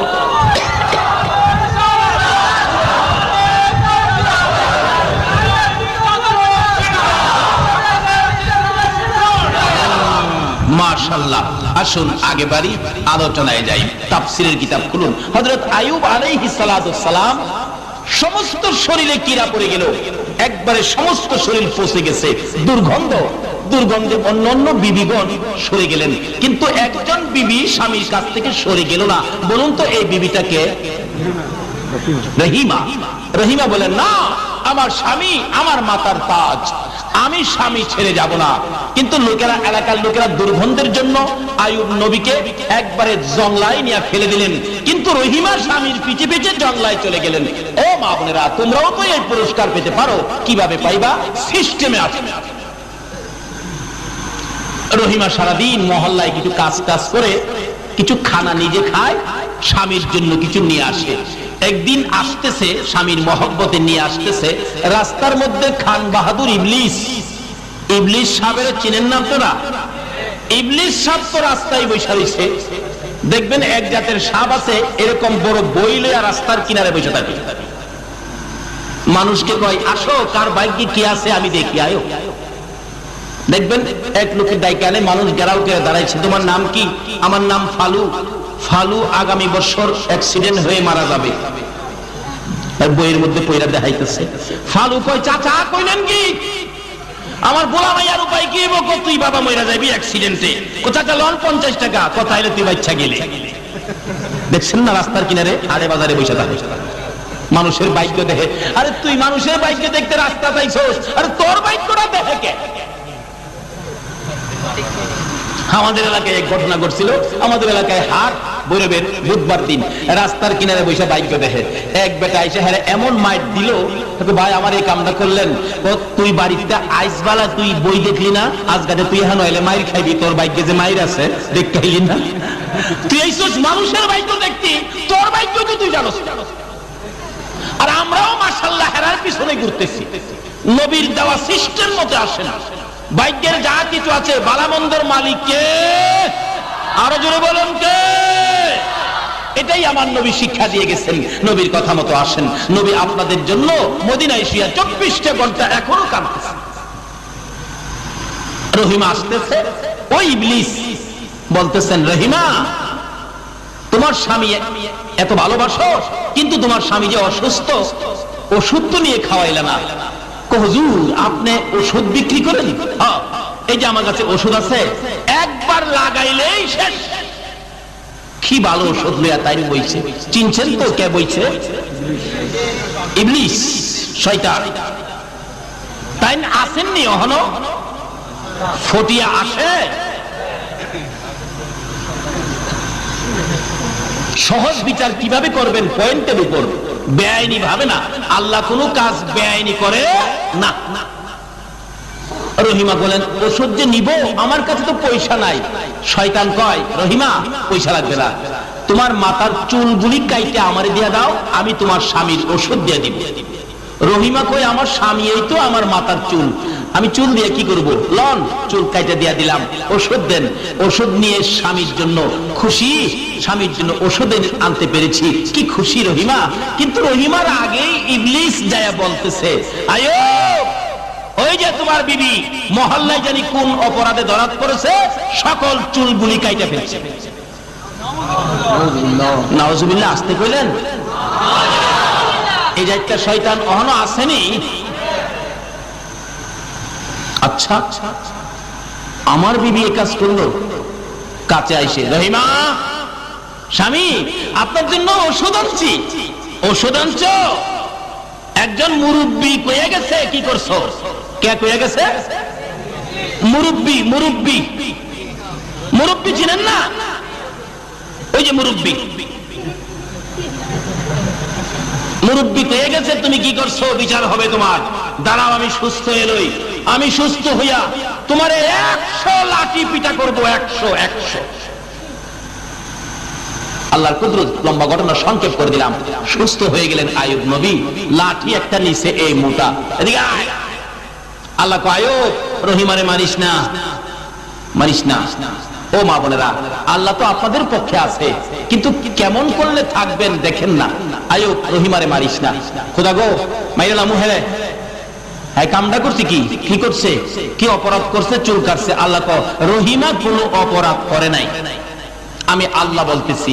আচ্ছা তাইলে ইবলিসের কথার দাম হবে না আল্লাহর কথার দাম হবে? আমি আল্লাহ বলছি রহিমা কোনো অপরাধ করে নাই। কোথা কথা হইলে একজন মুরব্বী কইল অপরাধ করছে, চুল কাটছে। আল্লাহ কয়, হ্যাঁ হইল শয়তান, হ্যাঁ ওষুধ দিছে তোরে বালা করবার লেগে মাথার চুলের বিনিময়, তাই নাকি? হ্যাঁ রহিমা আয় আমার মুখে আয়। রহিমা দুইটা চোখের পানি জর্জর করে ছাড়ে। মাওলানা এই এইভাবে বুঝি তুমি আমার জন্য মেহেরবান হয়েছো, তুমি আমার পক্ষে আসছো। ও মা বোনেরা, স্বামীর খেদমত করো, এই স্বামীর জন্য ভালোবাসা দাও, আমার আল্লাহ তোমাদেরকে ভালোবাসবে। বলতেছেন আয়ুব, খোদা গো, আমি যে বলে ফেলেছি আমি তো তোমার নবী, নবীর কথা তো মিথ্যা হয় না। আমি যে বলেছি রহিমারে 100 লাঠি পিটা করব, আল্লাহ কয় রহিমারে যদি 100 লাঠি পিটা করস রে আয়ুব, রহিমা তো বাঁচবে না। আগেকার দিনের মহিলারা কি কোন পর্দার ভিতরে থাকতো, তো তারা তো শক্ত ছিলেন না, নরম গরম ছিলেন। একবারে 100 লাঠি পিটা দিলে মইরাই যাইব। ওখানের মহিলারা মাশাআল্লাহ 100 লাঠি পিটায় কিচ্ছুই হবে না। তারা তো মাঝে মাঝে মার্কেট টার্কেটে যায়, কি তো আপনাদের ফটিয়ার কথা বলছি না, আমাদের ঢাকার এলাকার কথা বলছি। মার্কেটে যায়, কত কিছু তাদের, কত কিছু করে, মিছিল টিছিল করে, আবার দেখছি মাঝে মাঝে পুলিশও পিঠায় না, শেষরায় নেই, টানা হেসরা করে। এই টানা হেসরা যারা খাইছে কোন তো 100 লাঠি পিঠাই কি তাদের কোনো কিছু হবে? আবু বকর পিছে পিছে যায়, আমার নবী আগে আগে যায়। প্যান্ডেলের মাঝখানে রাস্তা রাখছে, স্টেজে আইসা যদি নবী আবু জাহেলের কাছে নতি স্বীকার করে তাহলে আর যুদ্ধ হবে না, এমনি শেষ। আবু জাহেল বলেন, এখনো আসতেছে না কেন? আমার নবী আগে আগে যাই, আবু বকর পিছে পিছে যাই। আমার আল্লাহ বলেন, বন্ধু গো, ভয় পেও না, আমি আল্লাহ তোমাদের সঙ্গী হয়েছি। প্যান্ডেলের মাঝখানে রাস্তা, যখন প্যান্ডেলের ওই মাথায় ডুবতেছে আমার নবী, সকল সৈন্যরা আমার নবীর সুন্দর চেহারার দিকে তাকায়া গেছে। আবু বকর বলেন, আমি নবীজির পিছন থেকে একবার ডান দিকে তাকাই, আবার বাম দিকে তাকাই, কেউ নি আমার নবীর সুন্দর চেহারায় আঘাত করে বসে। আবু বকর বলেন, আমি ডান দিক বাম দিক সৈন্যদের দিকে তাকাইয়া দেখি তারা আঘাত করবে তো দূরের কথা, আমার নবীর সুন্দর চেহারা দেখে তাদের হাতের হাতিয়ার গুলো জমিনের মধ্যে পড়ে গেছে। সকল হাতিয়ার জমিনে ফেলে দিয়ে আমার নবীর সুন্দর চেহারা দেখতেছে। যেই নবী না হইলে জগৎ সৃষ্টি, রমজান হইতো, রমজান নামাজ হইতো, মসজিদ হইতো, মাদ্রাসা হইতো, খানায়ে কাবা হইতো, মিনা মুজদালিফা আরাফা হইতো, আল্লাহর আরশ কুরসি লৌহ কলম পর্যন্ত হতো না যদি আমার আপনার নবী না হইতো। আজকে আপনারা কারা? আপনারা কোন মায়ের সন্তান? এই নবীর পক্ষে রাত্র 12টার পরে বসে গেছেন। যারা রাত্র 12টার পরে নবীর পক্ষে বসে আছেন, আল্লাহর কসম আপনার জন্য আমার নবী ফুল সিরাতের কিনারে বসে থাকবে। আবু বকর বলেন, আমি দেখি হাতিয়ারগুলো জমিনে পড়ে আছে, সৈন্যরা খালি নবীর দিকে তাকিয়ে আছে। হাবিব বিন মালিক আসনে বসা ছিল স্টেজে। আরে আবু জাহেল, লোকটা কে আসতেছে যে? আবু জাহেল বলেন, আমার ভাতিজা, তার সাথেই তোমাকে যুদ্ধ করতে হবে। হাবিব বিন মালিক নবীর সুন্দর চেহারা দেখে বসা ছিল, তো বসা থেকে ওইটা দাঁড়ায় গেছে। আবু জাহেল, এত সুন্দর লোক আমি তো জীবনে কোনোদিন দেখি নাই রে আবু জাহেল। কেন জানি লোকটাকে দেখে আমার মায়া মায়া লাগে। আবু জাহেল রে, না না, এ লোকের গায়ে আমি আঘাত করতে পারবো না, আমার পক্ষে সব কিছু। আমার আল্লাহ বলেন, বন্ধু ভয় পেও না, যাও যাও সামনে বাড়ো। তুমি কাছাকাছি যাওয়ার আগে আমি আল্লাহ হাবিব বিন মালিকের সাথে যুদ্ধ শুরু করে দিছি। আর একটু সামনে বাড়লে হাবিব বিন মালিক চেয়ার থেকে উইটার নিচে নাইমা গেছে। নবীজি আসতেছে, হাবিব বিন মালিক নিজেও সামনের দিকে বাড়তেছে। আবু জাহেল বলেন, কি করতেছো তুমি? কোথায় যাও? রে আবু জাহেল, চাচা হইয়া রে বাতিজা চিনলি না? আমি ভুল করতে রাজি না। আমার নবীর দিকে যাইতেছে, নবীর সুন্দর চেহারা দেখে মায়া মায়া লাগে, নবীর ভালোবাসায় সামনে যায় আর গুনগুন করে গান গায়। আরে মা আমিনার কুলে দেখো চাঁদ উঠেছে, বলুন মা আমিনার কুলে দেখো চাঁদ উঠেছে, যাহারি প্রেমেতে জাহান পয়দা হয়েছে, হায়রে যাহারি প্রেমেতে জাহান। মা আমিনার নয়ন মনি সৃষ্টি কুলের সেরা যিনি, মা আমিনার নয়ন সৃষ্টি কুলের সেরা যিনি, যিনি পরি ফেরেশতারা সব পাগল হয়েছে, যিনি পরি ফেরেশতারা সব পাগল হয়েছে, যাহারি প্রেমেতে জাহান পয়দা হয়েছে, হায়রে যাহারি প্রেমেতে জাহান। এইভাবে হাবিব বিন মালিক গুনগুন করে গান গাইতে গাইতে গাইতে গাইতে একবারে নবীজির পাশে গিয়ে বলতেছেন, ইয়া রাসূলুল্লাহ, আবু জাহেল চিনতে ভুল করেছে, আমি ভুল করব না। নবী গো, আপনি যে আল্লাহর সত্য নবী, আমার বিশ্বাস হয়ে গেছে, আমাকে কালিমা পড়িয়ে মুসলমান বানিয়ে দেন। আমার আল্লাহ বলেন, বন্ধু গো, আমি আল্লাহ হাবিব বিন মালিকের কলিজায় লা ইলাহা ইল্লাল্লাহর তীর লাগাইয়া দিছি। হাবিব বিন মালিক কালিমা পড়ে মুসলমান হয়ে সৈন্যদের উদ্দেশ্যে ভাষণ দেন, ও সৈন্যরা, আমি তো তোমাদের বাদশাহ, কালিমা পড়েছি, তোমরা কি করবে? সকলে মিলে কালিমা পড়ে ফেলেছে। যারা ছিল আবু জাহেলের পক্ষে, তারা এখন কার পক্ষে গেল? না,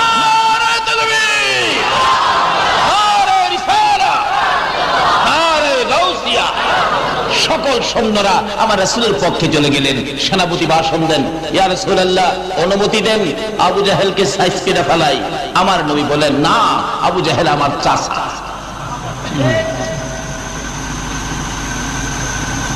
এবার হাবিব বিন মালিক বলেন, ইয়া রাসূলুল্লাহ, মনের দুইটা কথা আপনার কাছে বলবো।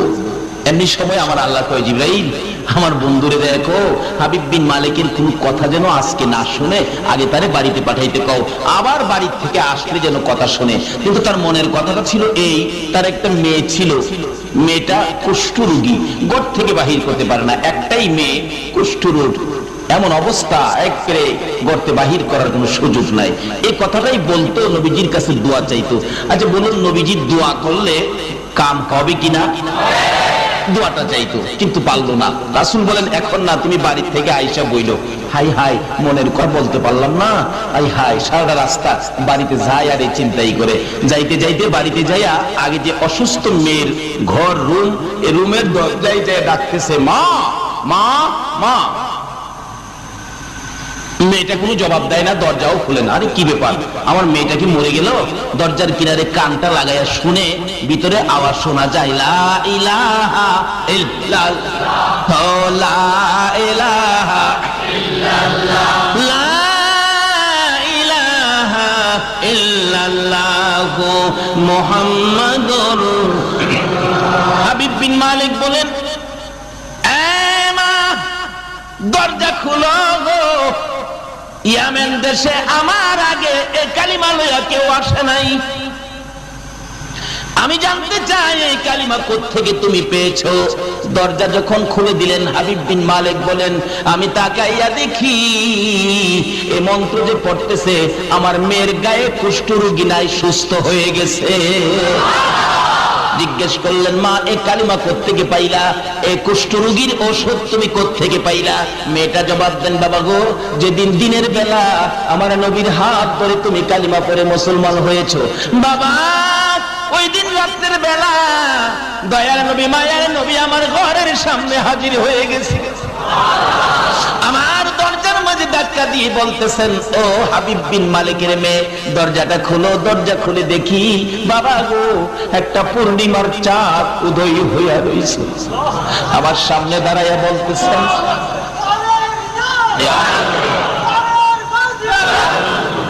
আমার সামনে দাঁড়াইয়া দাঁড়াইয়া বলতেছে, হাবিব বিন মালিকের মেয়ে, তোর বাবা আজকে আমার হাত ধরে কালিমা পড়েছে মক্কা নগরীতে, মেরে তুই কালিমা পড়বে কিনা বল। বাবা গো, আমি সুন্দর চেহারা দেখে সইতে পারি না, সঙ্গে সঙ্গে কথা দিলাম, ইয়া রাসূলুল্লাহ দেরি করব না, আমাকে কালিমাটা পড়িয়ে দেন।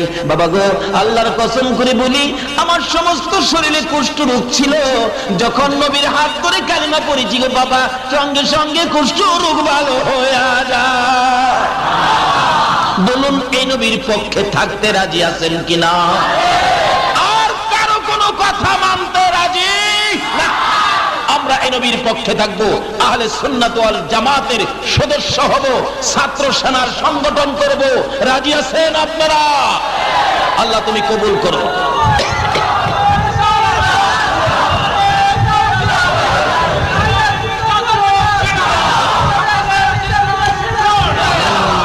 মাশাআল্লাহ। আসুন আগে বাড়ি, আলোচনায় যাই। তাফসীরের কিতাব খুলুন। হযরত আইয়ুব আলাইহিস সালাতু সালাম সমস্ত শরীরে কীড়া পড়ে গেল, একবারে সমস্ত শরীর পচে গেছে, দুর্গন্ধে অন্যান্য বিবিগণ সরে গেলেন, কিন্তু একজন বিবি স্বামীর কাছ থেকে সরে গেল না। বলুন তো এই বিবিটাকে? রহিমা। রহিমা বলেন, না, আমার স্বামী আমার মাতার তাজ, আমি স্বামী ছেড়ে যাব না। কিন্তু লোকেরা, এলাকার লোকেরা দুর্গন্ধের জন্য আইয়ুব নবীকে একবারে জংলায় নিয়ে ফেলে দিলেন, কিন্তু রহিমা স্বামীর পিছে পিছে জংলায় চলে গেলেন। ও মা বোনেরা, তোমরাও তো এই পুরস্কার পেতে পারো। কিভাবে পাইবা? সিস্টেমে আছে। রহিমা সারাদিন মহল্লায় কিছু কাজ করে কিছু খানা নিজে খায়, স্বামীর জন্য কিছু নিয়ে আসে। একদিন আসতেছে, স্বামীর মহব্বতে নিয়ে আসতেছে, রাস্তার মধ্যে খান বাহাদুর ইবলিস সাহেবের চিনেন না আপনারা? ইবলিস সাহেব তো রাস্তায় বসে রয়েছে। দেখবেন এক জাতের সাপ আছে, এরকম বড় বই লইয়া রাস্তার কিনারে বসে থাকে। মানুষকে কয়, আসো, কার ভাগ্যে কি আছে আমি দেখি, আয়ো। দেখবেন এক লোকের ডাইকে আনে, মানুষ গেরাও করে দাঁড়াইছে, তোমার নাম কি? আমার নাম ফালু। ফালু আগামী বছর অ্যাক্সিডেন্ট হয়ে মারা যাবে। বইয়ের মধ্যে পয়রা দেখাইতেছে।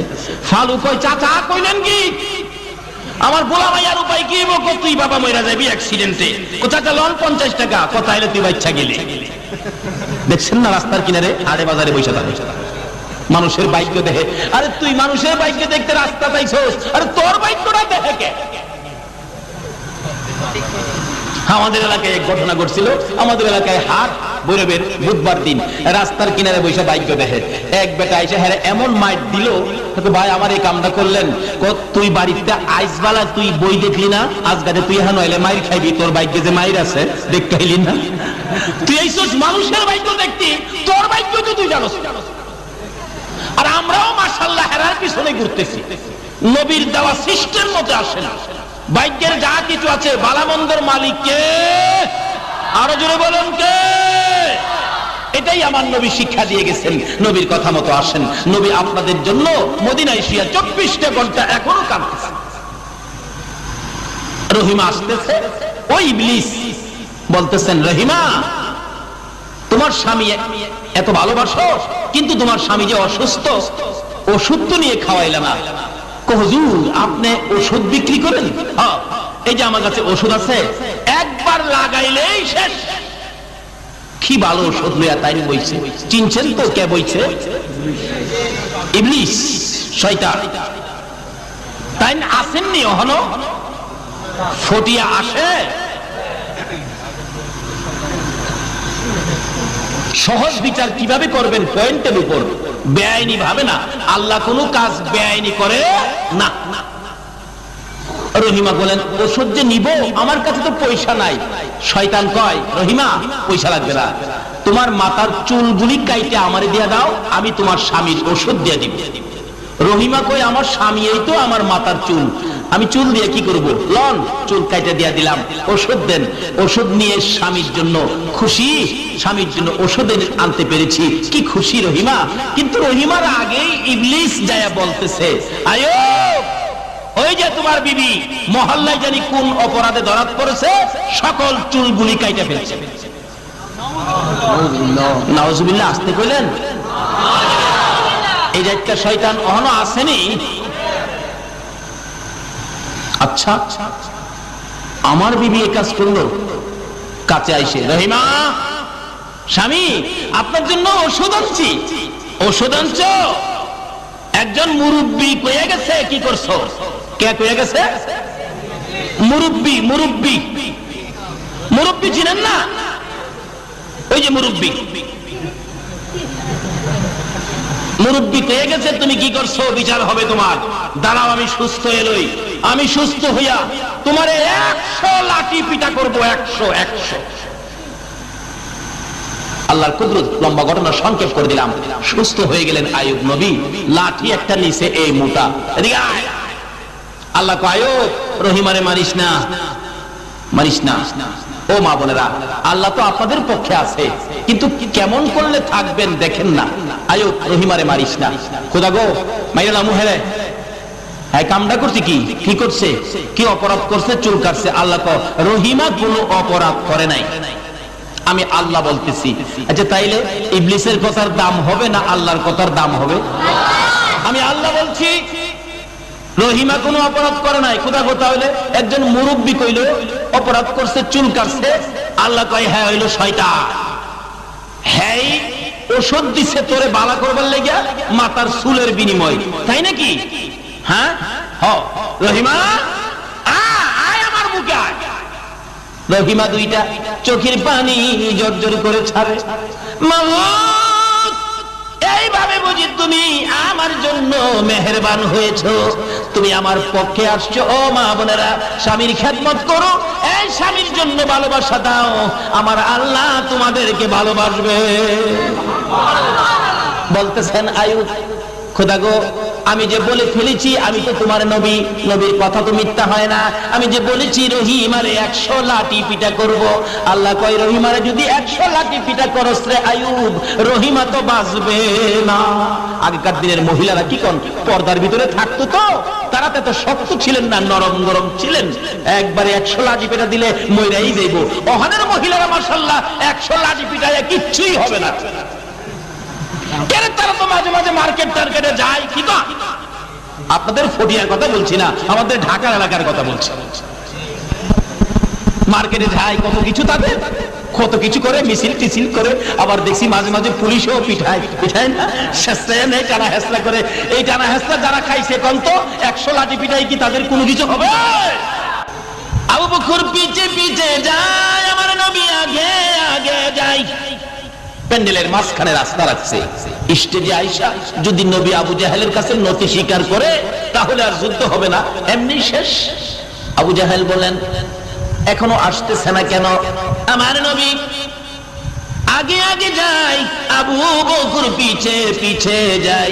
আমার আল্লাহ বলেন, বন্ধু গো, ভয় পেও না, আমি আল্লাহ তোমাদের সঙ্গী হয়েছি। প্যান্ডেলের মাঝখানে রাস্তা, যখন প্যান্ডেলের ওই মাথায় ডুবতেছে আমার নবী, সকল সৈন্যরা আমার নবীর সুন্দর চেহারার দিকে তাকিয়ে গেছে। আবু বকর বলেন, আমি নবীজির পিছন থেকে একবার ডান দিকে তাকাই, আবার বাম দিকে তাকাই, কেউ নেই, আমার নবীর সুন্দর চেহারায় আঘাত করে বসে। আবু বকর বলেন, আমি ডান দিক বাম দিক সৈন্যদের দিকে তাকাইয়া দেখি তারা আঘাত করবে তো দূরের কথা, আমার নবীর সুন্দর চেহারা দেখে তাদের হাতের হাতিয়ার গুলো জমিনের মধ্যে পড়ে গেছে। সকল হাতিয়ার জমিনে ফেলে দিয়ে আমার নবীর সুন্দর চেহারা দেখতেছে। যেই নবী না হইলে জগৎ সৃষ্টি, রমজান হইতো, রমজান নামাজ হইতো, মসজিদ হইতো, মাদ্রাসা হইতো, খানায়ে কাবা হইতো, মিনা মুজদালিফা আরাফা হইতো, আল্লাহর আরশ কুরসি লৌহ কলম পর্যন্ত হতো না যদি আমার আপনার নবী না হইতো। আজকে আপনারা কারা? আপনারা কোন মায়ের সন্তান? এই নবীর পক্ষে রাত্র 12টার পরে বসে গেছেন। যারা রাত্র 12টার পরে নবীর পক্ষে বসে আছেন, আল্লাহর কসম আপনার জন্য আমার নবী ফুল সিরাতের কিনারে বসে থাকবে। আবু বকর বলেন, আমি দেখি হাতিয়ার গুলো জমিনে পড়ে আছে, সৈন্যরা খালি নবীর দিকে তাকিয়ে আছে। হাবিব বিন মালিক আসনে বসা ছিল স্টেজে। আরে আবু জাহেল, লোকটা কে আসতেছে যে? আবু জাহেল বলেন, আমার ভাতিজা, তার সাথেই তোমাকে যুদ্ধ করতে হবে। হাবিব বিন মালিক নবীর সুন্দর চেহারা দেখে, বসা ছিল তো, বসা থেকে ওইটা দাঁড়ায় গেছে। আবু জাহেল, এত সুন্দর লোক আমি তো জীবনে কোনোদিন দেখি নাই রে আবু জাহেল। কেন জানি এ লোকটাকে দেখে আমার মায়া মায়া লাগে।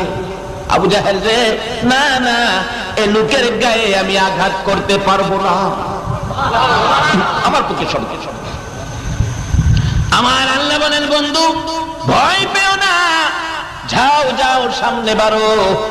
তুমি কাছাকাছি যাওয়ার আগে আমি আল্লাহ হাবিব বিন মালিকের সাথে যুদ্ধ শুরু করে দিছি। আর একটু সামনে বাড়লে হাবিব বিন মালিক চেয়ার থেকে উইটার নিচে নাইমা গেছে। নবীজি আসতেছে, হাবিব বিন মালিক নিজেও সামনের দিকে বাড়তেছে। আবু জাহেল বলেন, কি করতেছো তুমি, কোথায় যাও? রে আবু জাহেল, চাচা হইয়া রে, বাতিজা চিনলি না? আমি ভুল করতে রাজি না। আমার নবীর দিকে যাইতেছে, নবীর সুন্দর চেহারা দেখে মায়া মায়া লাগে, নবীর ভালোবাসায় সামনে যায় আর গুনগুন করে গান গায়।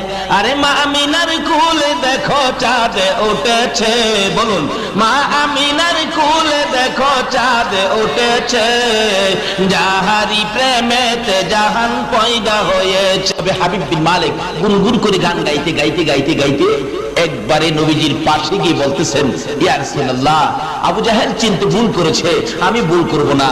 নবী গো, আপনি যে আল্লাহর সত্য নবী, আমার বিশ্বাস হয়ে গেছে, আমাকে কালিমা পড়িয়ে মুসলমান বানিয়ে দেন। আমার আল্লাহ বলেন, বন্ধু গো, আমি আল্লাহ হাবিব বিন মালিকের কলিজায় লা ইলাহা ইল্লাল্লাহর তীর লাগাইয়া দিছি। হাবিব বিন মালিক কালিমা পড়ে মুসলমান হয়ে সৈন্যদের উদ্দেশ্যে ভাষণ দেন, ও সৈন্যরা, আমি তো তোমাদের বাদশাহ, কালিমা পড়েছি, তোমরা কি করবে? সকলে মিলে কালিমা পড়ে ফেলেছে। যারা ছিল আবু জাহেলের পক্ষে, তারা এখন কার পক্ষে গেল? নারে তাকবীর, নারে রিসালাত, নারে গাউসিয়া। সকল সৈন্যরা আমার রাসূলের পক্ষে চলে গেলেন। সেনাপতি ভাষণ দেন, ইয়া রাসূলুল্লাহ, অনুমতি দেন, আবু জাহেলকে সাইজ কেটে ফেলাই। আমার নবী বলেন, না, আবু জাহেল আমার চাচা।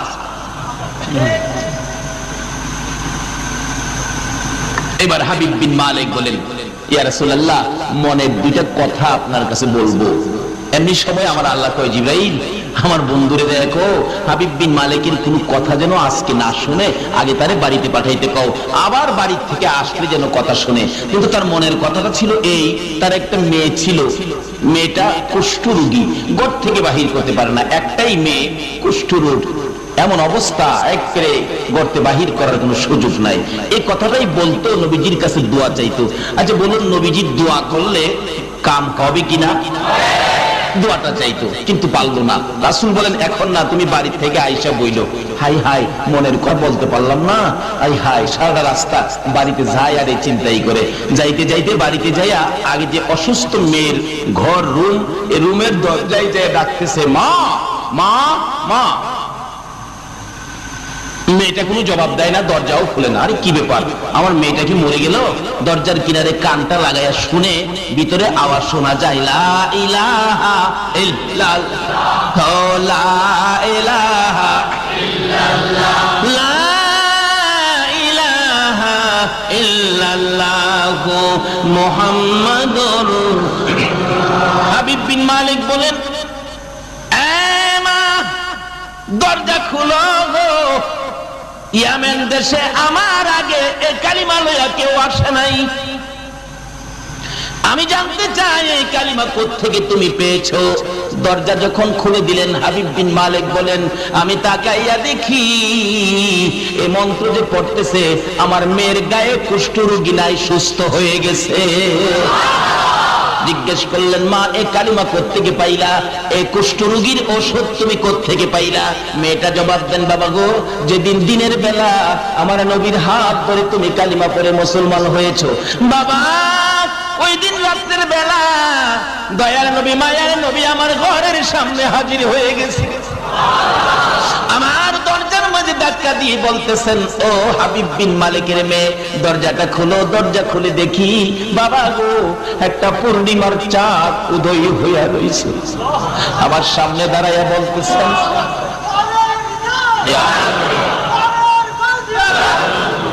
আমার সামনে দাঁড়াইয়া দাঁড়াইয়া বলতেছে, হাবিব বিন মালিকের মেয়ে, তোর বাবা আজকে আমার হাত ধরে কালিমা পড়েছে মক্কা নগরীতে, মেরে তুই কালিমা পড়বে কিনা বল।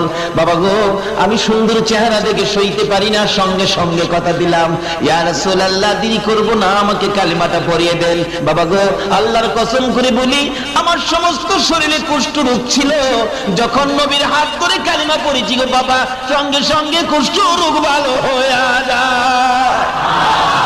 বলুন এই নবীর পক্ষে থাকতে রাজি আছেন কিনা? আর কারো কোনো কথা মানতে রাজি না। আমরা এই নবীর পক্ষে থাকবো, আহলে সুন্নাত ওয়াল জামাতের সদস্য হব, ছাত্র সেনার সংগঠন করব। রাজি আছেন আপনারা? আল্লাহ তুমি কবুল করো।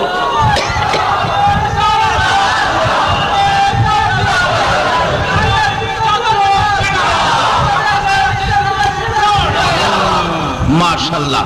আসুন আগে বাড়ি, আলোচনায় যাই। তাফসীরের কিতাব খুলুন। হযরত আইয়ুব আলাইহিস সালাতু সালাম সমস্ত শরীরে কীড়া পড়ে গেল, একবারে সমস্ত শরীর পচে গেছে, দুর্গন্ধে অন্য বিবিগণ সরে গেলেন, কিন্তু একজন বিবি স্বামীর কাছ থেকে সরে গেল না। বলুন তো এই বিবিটাকে? রহিমা। রহিমা বলেন, না আমার স্বামী আমার মাতার তাজ, আমি স্বামী ছেড়ে যাব না। কিন্তু লোকেরা, এলাকার লোকেরা দুর্গন্ধের জন্য আইয়ুব নবীকে একবারে জংলায় নিয়ে ফেলে দিলেন, কিন্তু রহিমা স্বামীর পিছে পিছে জংলায় চলে গেলেন। ও মা বোনেরা, তোমরাও তো এই পুরস্কার পেতে পারো। কিভাবে পাইবা? সিস্টেমে আছে। রহিমা সারাদিন মহল্লায় কিছু কাজ করে কিছু খানা নিজে খায়, স্বামীর জন্য কিছু নিয়ে আসে। একদিন আসতেছে, স্বামীর মহব্বতে নিয়ে আসতেছে, রাস্তার মধ্যে খান বাহাদুর ইবলিস সাহেবের চিনেন না আপনারা? ইবলিস সাহেব তো রাস্তায় বসে রয়েছে। দেখবেন এক জাতের সাপ আছে, এরকম বড় বই লইয়া রাস্তার কিনারে বসে থাকে। মানুষকে কয়, আসো কার ভাগ্যে কি আছে আমি দেখি, আয়ো। দেখবেন এক লোকের দায়িত্ব আনে, মানুষ গেরাও করে দাঁড়াইছে, তোমার নাম কি? আমার নাম ফালু আগামী বছর অ্যাক্সিডেন্ট হয়ে মারা যাবে। বইয়ের মধ্যে পয়রা দেখাইতেছে। ফালু কয়, চাচা কইলেন কি? আমার বোলা মাইয়ার উপায় কি হইব? তুই বাবা মইরা যাবি অ্যাক্সিডেন্টে। চাচা লন 50 টাকা, কথা এলে তুই বাচ্চা গেলে। দেখছেন না রাস্তার কিনারে হাড়ে বাজারে বসে থাকে, মানুষের বাইক দেখে। আরে তুই মানুষের বাইক দেখতে রাস্তা পাইছস, আরে তোর বাইকটা দেখে কে? আমাদের এলাকায় এক ঘটনা ঘটছিল। আমাদের এলাকায় হাট বৈরবের বুধবার দিন রাস্তার কিনারে বসে বাইক দেখে এক বেটা এসে হ্যাঁ এমন মাইট দিল, ভাই আমার এই কামটা করলেন, তুই বাড়িতে আইসবালা তুই বই দেখলি না? আজ গাছে তুই হ্যাঁ নইলে মাইর খাইবি, তোর বাইকে যে মাইর আছে দেখতে হইলি না?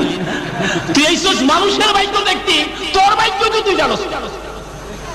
আর আমরাও মাশাআল্লাহ হেরার পিছনে ঘুরতেছি, নবীর দেওয়া সিস্টেম মতে আসে না। ভাগ্যের যা কিছু আছে বালামন্দের মালিক কে? আরো জোরে বলেন কে? এটাই আমার নবী শিক্ষা দিয়ে গেছেন। নবীর কথা মতো আসেন। নবী আপনাদের জন্য মদিনায় শুয়ে 24টা ঘন্টা এখনো কাঁদতেছে। রহিমা আসতেছে, ওই ইবলিস বলতেছেন, রহিমা তোমার স্বামী এত ভালোবাসো, কিন্তু তোমার স্বামী যে অসুস্থ, ওষুধ তো নিয়ে খাওয়াইলা না। হুজুর আপনি ওষুধ বিক্রি করেন? হ্যাঁ, এই যে আমার কাছে ওষুধ আছে, একবার লাগাইলেই শেষ। কি ভালো ওষুধ লইয়া তাই বইছে। চিনছেন তো কে বইছে? ইবলিস, শয়তান। তাই আসেননি এখনো? ফটিয়া আসে। সহজ বিচার কিভাবে করবেন? পয়েন্টের উপর, বেআইনি ভাবে না। আল্লাহ কোনো কাজ বেআইনি করে না। রহিমা বলেন, ওষুধ যে নিব, আমার কাছে তো পয়সা নাই। শয়তান কয়, রহিমা পয়সা লাগবে না, তোমার মাথার চুলগুলি কাইটে আমারে দিয়ে দাও, আমি তোমার স্বামীর ওষুধ দিয়ে দিব। রহিমা কই আমার স্বামী, এই তো আমার মাথার চুল, আমি চুল দিয়ে কি করব? লন, চুল কাইটা দিয়া দিলাম, ওষুধ দেন। ওষুধ নিয়ে স্বামীর জন্য খুশি, স্বামীর জন্য ওষুধ আনতে পেরেছি, কি খুশি রহিমা। কিন্তু রহিমার আগেই ইবলিস যায়া বলতেছে, আয়ুব, ওই যে তোমার বিবি মহল্লায় জানি কোন অপরাধে ধরা পড়েছে, সকল চুলগুলি কাইটা ফেলছে। নাউজুবিল্লাহ, আসতে কইলেন? এই যে একটা শয়তান অহনো আসেনি। আচ্ছা, আমার বিবি এ কাজ করলো, কাছে আইসে, রহিমা স্বামী আপনার জন্য ওষুধ আনছি। ওষুধ আনছ? একজন মুরব্বী কয়ে গেছে। কি করছো? কে কয়ে গেছে? মুরব্বী। মুরব্বী, মুরব্বী চিনেন না? ওই যে মুরব্বী, মুরব্বী কয়ে গেছে তুমি কি করছো, বিচার হবে তোমার। দাঁড়াও, আমি সুস্থ এলই, আমি সুস্থ হইয়া তোমারে 100 লাঠি পিটা করবো। 100। আল্লাহর কুদরত, লম্বা ঘটনা সংক্ষেপ করে দিলাম। সুস্থ হয়ে গেলেন আইয়ুব নবী, লাঠি একটা নিচে এই মোটা। এদিকে আয়। আল্লাহ কয়, আইয়ুব, রহিমারে মারিস না, মারিস না। ও মা বোনেরা, আল্লাহ তো আপনাদের পক্ষে আছে, কিন্তু কেমন করলে থাকবেন দেখেন না। আইয়ুব, রহিমারে মারিস না। খোদা গো, মাইরা মুহেলে হ্যাঁ, কামটা করছে কি? কি করছে? কি অপরাধ করছে? চুল কাটছে। আল্লাহ কয়, রহিমা কোনো অপরাধ করে নাই, আমি আল্লাহ বলতেছি। আচ্ছা, তাইলে ইবলিসের কথার দাম হবে না আল্লাহর কথার দাম হবে? আমি আল্লাহ বলছি রহিমা কোনো অপরাধ করে নাই। কোথা কোথা হইলে একজন মুরব্বী কইল অপরাধ করছে, চুল কাটছে। আল্লাহ কয়, হ্যাঁ হইল শয়তান, হ্যাঁ ওষুধ দিছে তোরে বালা করবার লেগা, মাথার চুলের বিনিময়, তাই নাকি? হ্যাঁ, রহিমা আয় আমার মুখে আয়। রহিমা দুইটা চোখের পানি জর্জর করে ছাড়ে।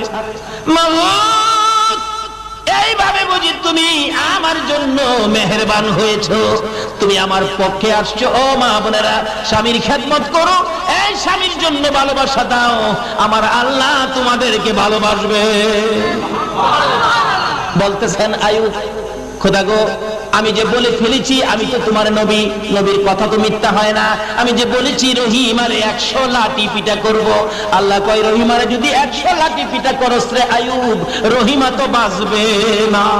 আগেকার দিনের মহিলারা কি কোন পর্দার ভিতরে থাকতো, তো তারা তো শক্ত ছিলেন না, নরম নরম ছিলেন। একবারে 100 লাঠি পিটা দিলে মইরাই যাইব। ওখানের মহিলারা মাশাআল্লাহ 100 লাঠি পিটায় কিচ্ছুই হবে না।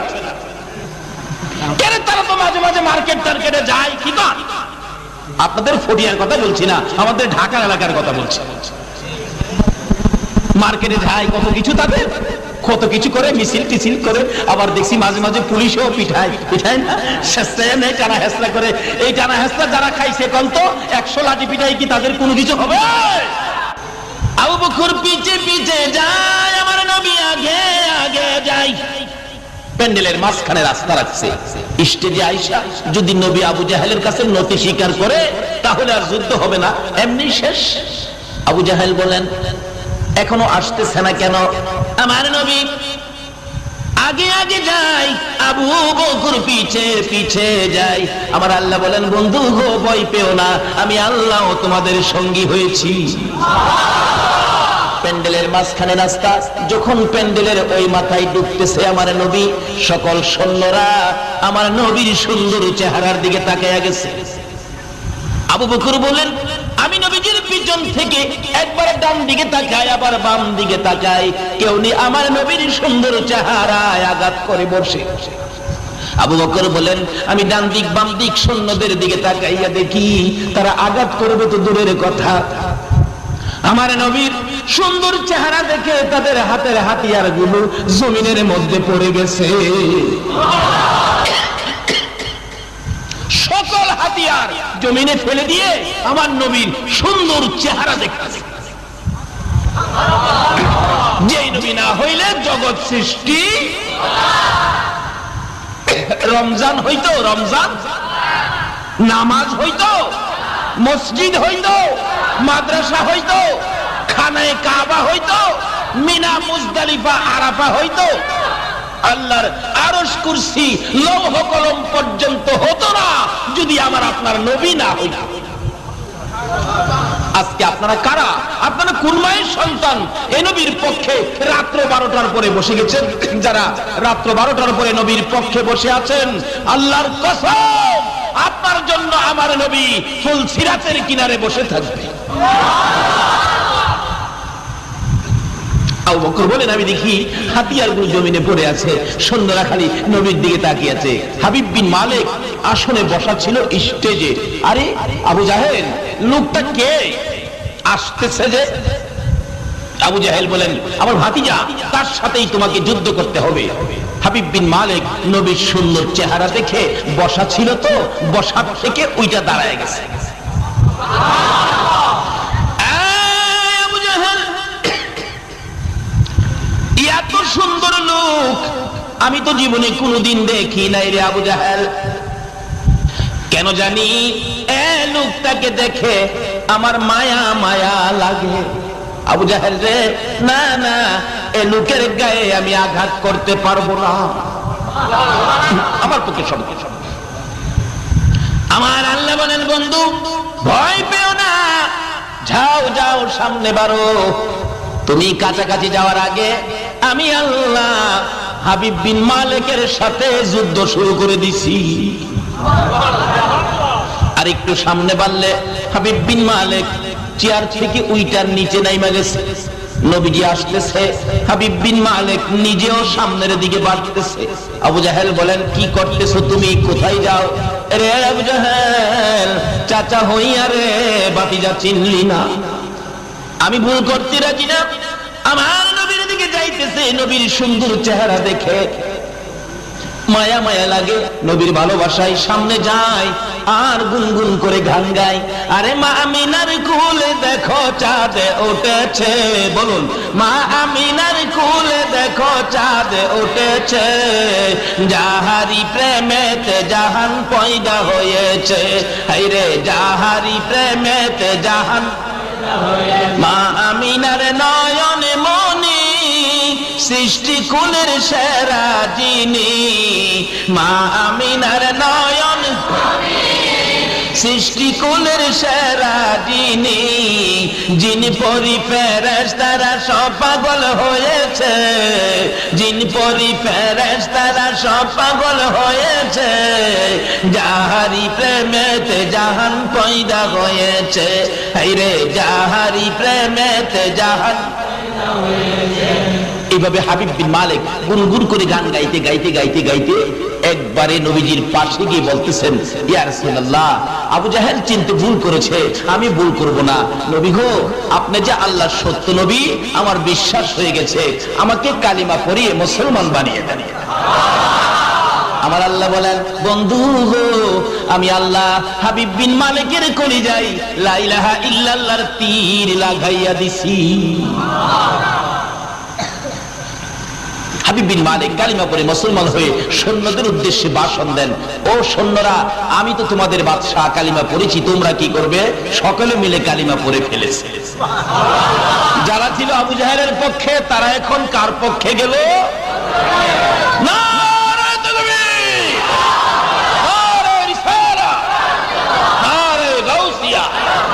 সকল সৈন্যরা আমার রাসূলের পক্ষে চলে গেলেন। সেনাপতি ভাষণ দেন, ইয়া রাসূলুল্লাহ, অনুমতি দেন আবু জাহেলকে সাইজ কেটে ফেলাই। আমার নবী বলেন, না, আবু জাহেল আমার চাচা।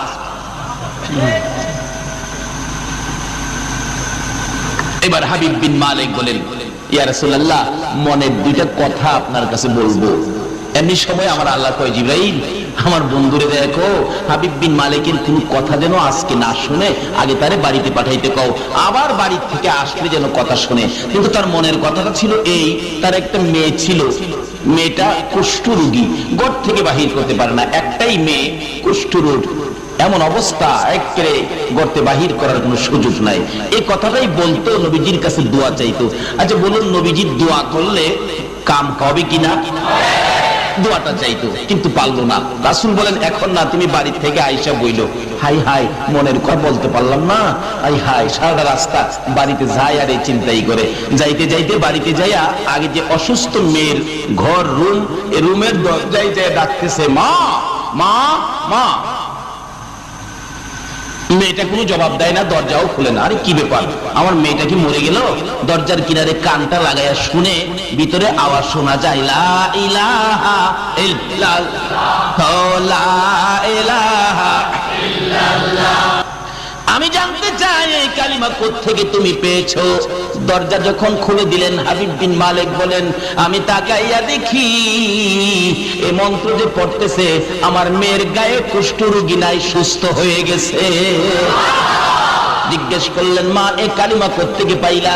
এই কুষ্ঠরোগীর ওষুধ তুমি কোত্থেকে পাইলা? মেয়েটা জবাব দেন, বাবা গো, যেদিন দিনের বেলা আমার নবীর হাত ধরে তুমি কালিমা পড়ে মুসলমান হয়েছো, বাবা ওই দিন রাতের বেলা দয়ার নবী মায়ার নবী আমার ঘরের সামনে হাজির হয়ে গেছে। আমার দরজার মাঝে ধাক্কা দিয়ে বলতেছেন, ও হাবিব বিন মালিকের মেয়ে, দরজাটা খুলো। দরজা খুলে দেখি, বাবা গো, একটা পূর্ণিমার চাঁদ উদয় হইয়া রয়েছে। আবার সামনে দাঁড়াইয়া বলতেছেন,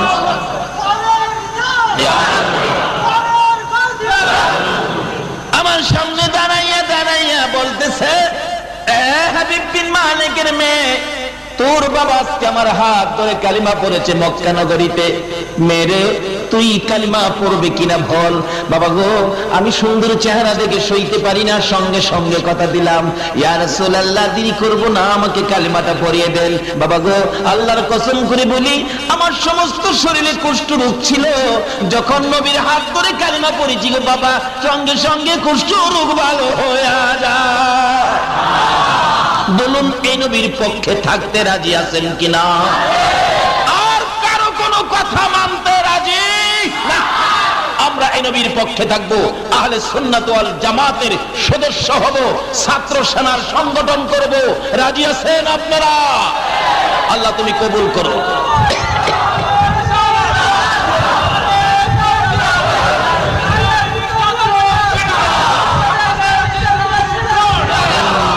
মাশাআল্লাহ। আসুন আগে বাড়ি, আলোচনায় যাই। তাফসীরের কিতাব খুলুন। হযরত আইয়ুব আলাইহিস সালাতু সালাম সমস্ত শরীরে কীড়া পড়ে গেল, একবারে সমস্ত শরীর পচে গেছে, দুর্গন্ধে অন্যান্য বিবিগণ সরে গেলেন, কিন্তু একজন বিবি স্বামীর কাছ থেকে সরে গেল না। বলুন তো এই বিবিটাকে? রহিমা। রহিমা বলেন, না, আমার স্বামী আমার মাতার তাজ, আমি স্বামী ছেড়ে যাব না। কিন্তু লোকেরা, এলাকার লোকেরা দুর্গন্ধের জন্য আইয়ুব নবীকে একবারে জংলায় নিয়ে ফেলে দিলেন, কিন্তু রহিমা স্বামীর পিছে পিছে জংলায় চলে গেলেন। ও মা বোনেরা, তোমরাও তো এই পুরস্কার পেতে পারো। কিভাবে পাইবা? সিস্টেমে আসে। রহিমা সারাদিন মহল্লায় কিছু কাজ করে কিছু খানা নিজে খায়, স্বামীর জন্য কিছু নিয়ে আসে। একদিন আসতেছে, স্বামীর মহব্বতে নিয়ে আসতেছে, রাস্তার মধ্যে খান বাহাদুর ইবলিস সাহেবের চিনেন না আপনারা? ইবলিস সাহেব তো রাস্তায় বসে রয়েছে। দেখবেন এক জাতের সাপ আছে, এরকম বড় বই লইয়া রাস্তার কিনারে বসে থাকে। মানুষকে কয়, আসো, কার ভাগ্যে কি আছে আমি দেখি, আয়ো। দেখবেন এক লোকের ডাইকে আনে, মানুষ গেরাও করে দাঁড়াইছে, তোমার নাম কি? আমার নাম ফালু। ফালু আগামী বছর অ্যাক্সিডেন্ট হয়ে মারা যাবে। বইয়ের মধ্যে পয়রা দেখাইতেছে। ফালু কয়, চাচা কইলেন কি? আমার বোলা মাইয়ার উপায় কি হইব? তুই বাবা মইরা যাবি অ্যাক্সিডেন্টে। চাচা লন 50 টাকা, কথা হইলে তুই বাচ্চা গেলে। দেখছেন না রাস্তার কিনারে হাড়ে বাজারে বসে থাকে, মানুষের ভাগ্য দেখে। আরে তুই মানুষের ভাগ্য দেখতে রাস্তা পাইছস, আরে তোর ভাগ্যটা দেখে কে? আমাদের এলাকায় এক ঘটনা ঘটছিল। আমাদের এলাকায় হাট বৈরবের বুধবার দিন রাস্তার কিনারে বসে ভাগ্য দেখে। এক বেটা এসে হ্যাঁ এমন মাইট দিল, ভাই আমার এই কামটা করলেন। তুই বাড়িতে আইসবালা তুই বই দেখলি না? আজগাতে তুই হ্যাঁ নইলে মাইর খাইবি, তোর ভাগ্যে যে মাইর আছে দেখতে হইলি না? তুই এইসব মানুষের ভাগ্য দেখতি, তোর ভাগ্য তো তুই জানোস। আর আমরাও মাশাআল্লাহ হেরার পিছনে ঘুরতেছি, নবীর দেওয়া সিস্টেম মতে আসে না। ভাগ্যের যা কিছু আছে বালামন্দের মালিক কে? আরো জোরে বলুন কে? এটা এটাই আমার নবী শিক্ষা দিয়ে গেছেন। নবীর কথা মতো আসেন। নবী আপনাদের জন্য মদিনায় শুয়ে 24টা ঘন্টা এখনো কাঁদতেছে। রহিমা আসতেছে, ওই ইবলিস বলতেছেন, রহিমা তোমার স্বামী এত ভালোবাসো, কিন্তু তোমার স্বামী যে অসুস্থ, ওষুধ তো নিয়ে খাওয়াইলে না। হুজুর আপনি ওষুধ বিক্রি করেন? হ্যাঁ, এই যে আমার কাছে ওষুধ আছে, একবার লাগাইলেই শেষ। কি ভালো ওষুধ লিয়া তাই বইছে। চিনছেন তো কে বইছে? ইবলিস, শয়তান। তাই আসেননি এখনো? ফটিয়া আসে। সহজ বিচার কিভাবে করবেন? পয়েন্টের উপর, বেআইনি ভাবে না। আল্লাহ কোনো কাজ বেআইনি করে না। রহিমা বলেন, ওষুধ যে নিব, আমার কাছে তো পয়সা নাই। শয়তান কয়, রহিমা পয়সা লাগবে না, তোমার মাথার চুলগুলি কাইটে আমারে দিয়া দাও, আমি তোমার স্বামীর ওষুধ দিয়ে দিব। রহিমা কয়, আমার স্বামী এই তো আমার মাথার চুল, আমি চুল দিয়ে কি করব? লন, চুল কাইটে দিয়া দিলাম, ওষুধ দেন। ওষুধ নিয়ে স্বামীর জন্য খুশি, স্বামীর জন্য ওষুধ আনতে পেরেছি, কি খুশি রহিমা। কিন্তু রহিমার আগেই ইবলিস যায়া বলতেছে, আয়ুব, ওই যে তোমার বিবি মহল্লায় জানি কোন অপরাধে ধরাত পড়েছে, সকল চুলগুলি কাইটে ফেলছে। নাউজুবিল্লাহ, আসতে কইলেন? এই যে একটা শয়তান এখনো আসেনি। আচ্ছা, আমার বিবি এই কাজ করলো, কাছে আইসে, রহিমা স্বামী আপনার জন্য ওষুধ আনছি। ওষুধ আনছ? একজন মুরব্বী কয়ে গেছে। কি করছো? কে কয়ে গেছে? মুরব্বী। মুরব্বী, মুরব্বী চিনেন না? ওই যে মুরব্বী, মুরব্বী কয়ে গেছে। তুমি কি করছো? বিচার হবে তোমার। দাঁড়াও, আমি সুস্থ এলই, আমি সুস্থ হইয়া তোমারে 100 লাঠি পিটা করবো। 100। আল্লাহর কুদরত, লম্বা ঘটনা সংক্ষেপ করে দিলাম। সুস্থ হয়ে গেলেন আইয়ুব নবী। লাঠি একটা নিচে এই মোটা।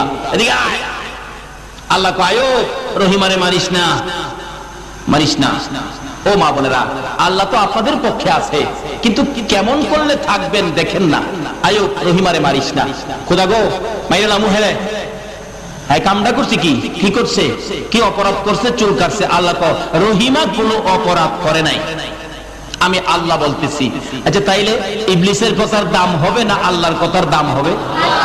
আমি আল্লাহ বলছি রহিমা কোনো অপরাধ করে নাই। কোথা কথা হইলে একজন মুরব্বী কইল অপরাধ করছে, চুল কাটছে।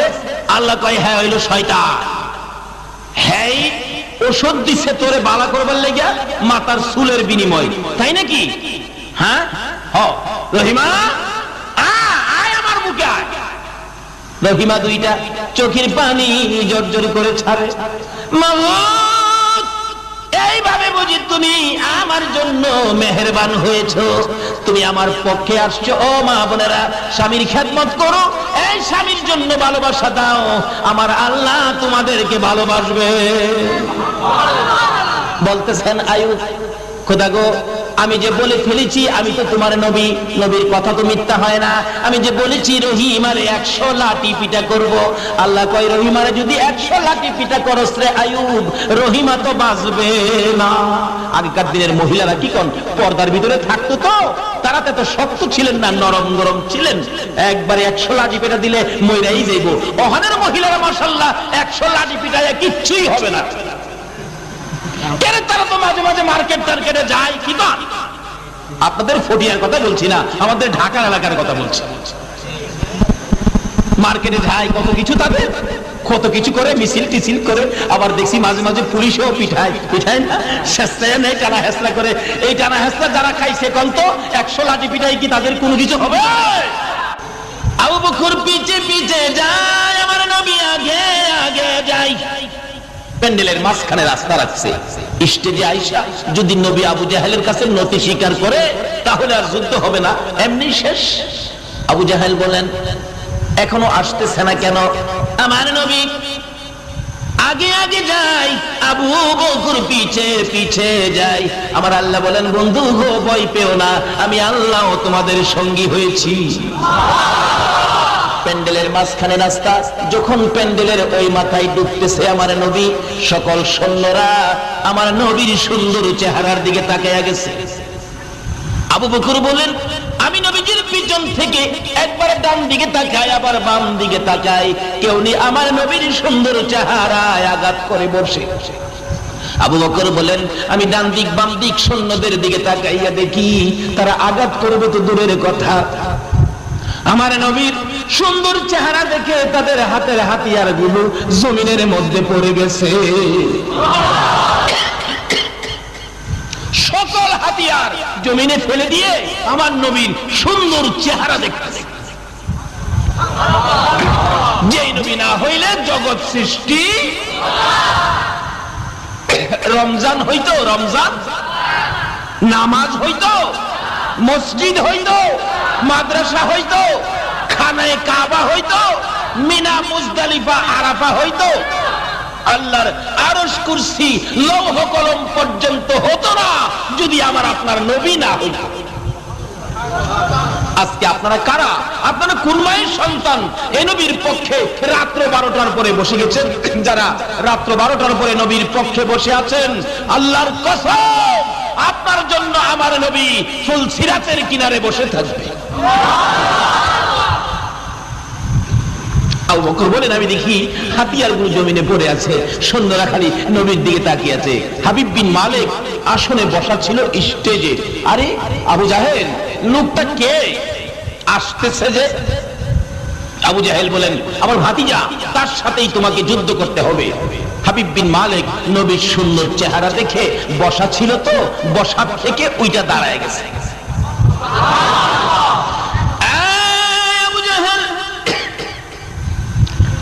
এত সুন্দর লোক আমি তো জীবনে কোনোদিন দেখি নাই রে আবু জাহেল। কেন জানি এ লোকটাকে দেখে আমার মায়া মায়া লাগে। আবু জাহেল রে, না না, এ লোকের গায়ে আমি আঘাত করতে পারবো না, আমার পক্ষে সব কিছু। আমার আল্লাহ বলেন, বন্ধু ভয় পেও না, যাও যাও সামনে বাড়ো। তুমি কাছাকাছি যাওয়ার আগে আমি আল্লাহ হাবিব বিন মালিকের সাথে যুদ্ধ শুরু করে দিছি। আর একটু সামনে বাড়লে হাবিব বিন মালিক চেয়ার থেকে উইটার নিচে নাইমা গেছে। নবীজি আসতেছে, হাবিব বিন মালিক নিজেও সামনের দিকে বাড়তেছে। আবু জাহেল বলেন, কি করতেছো তুমি, কোথায় যাও? রে আবু জাহেল, চাচা হইয়া রে বাতিজা চিনলি না? আমি ভুল করতে রাজি না। আমার নবীর দিকে যাইতেছে, নবীর সুন্দর চেহারা দেখে মায়া মায়া লাগে, নবীর ভালোবাসায় সামনে যায় আর গুনগুন করে গান গায়। আরে মা আমিনার কোলে দেখো চাঁদ উঠেছে, বলুন, মা আমিনার কোলে দেখো চাঁদ উঠেছে, যাহারি প্রেমেতে জাহান পয়দা হয়েছে।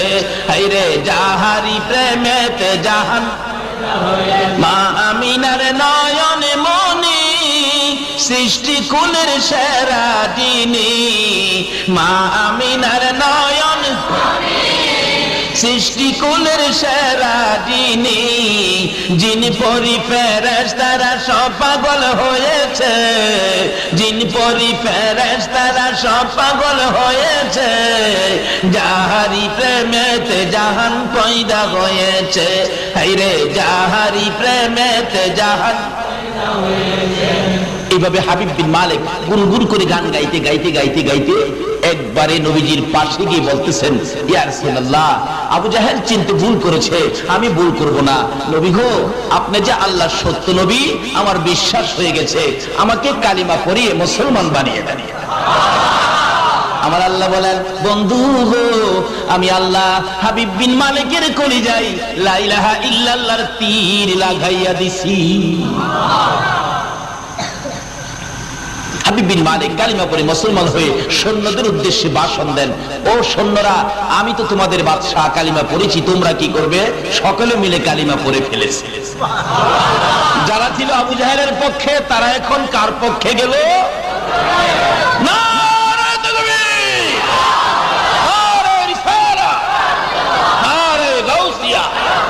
সকল সকল সৈন্যরা আমার রাসূলের পক্ষে চলে গেলেন। সেনাপতি ভাষণ দেন, ইয়া রাসূলুল্লাহ, অনুমতি দেন আবু জাহেলকে সাইজ কেটে ফেলাই। আমার নবী বলেন, না, আবু জাহেল আমার চাচা।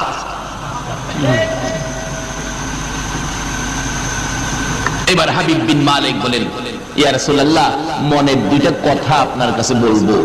এমনি সময় আমার আল্লাহ কয়, জিবরাইল, আমার বন্ধুরে দেখো, হাবিব বিন মালিকের কোনো কথা যেন আজকে না শুনে, আগে তারে বাড়িতে পাঠাইতে কও, আবার বাড়ি থেকে আসলে যেন কথা শুনে। কিন্তু তার মনের কথাটা ছিল এই, তার একটা মেয়ে ছিল, মেয়েটা কুষ্ঠরোগী, ঘর থেকে বাহির করতে পারে না, একটাই মেয়ে কুষ্ঠরোগ, এমন অবস্থা একেবারে গর্তে বাহির করার কোনো সুযোগ নাই।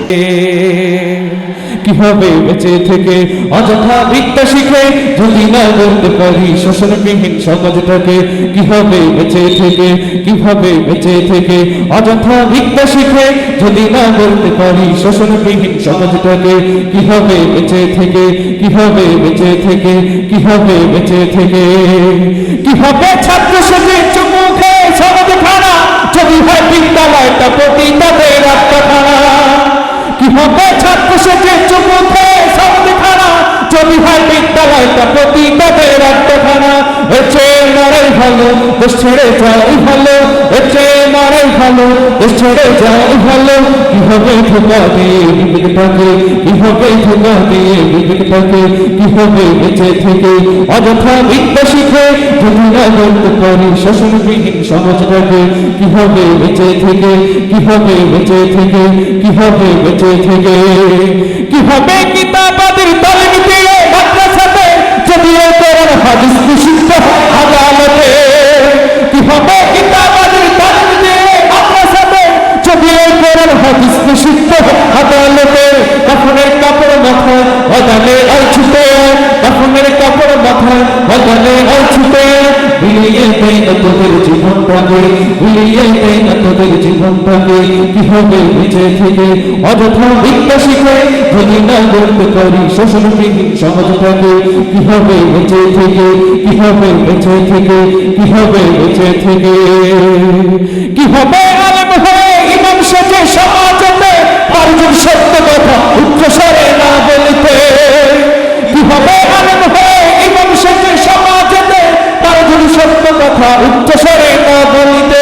চাকরি ভয় করো যদি ছেড়ে দাও হই না গতি, চাকরি ভয় করো যদি ছেড়ে দাও হই না গতি।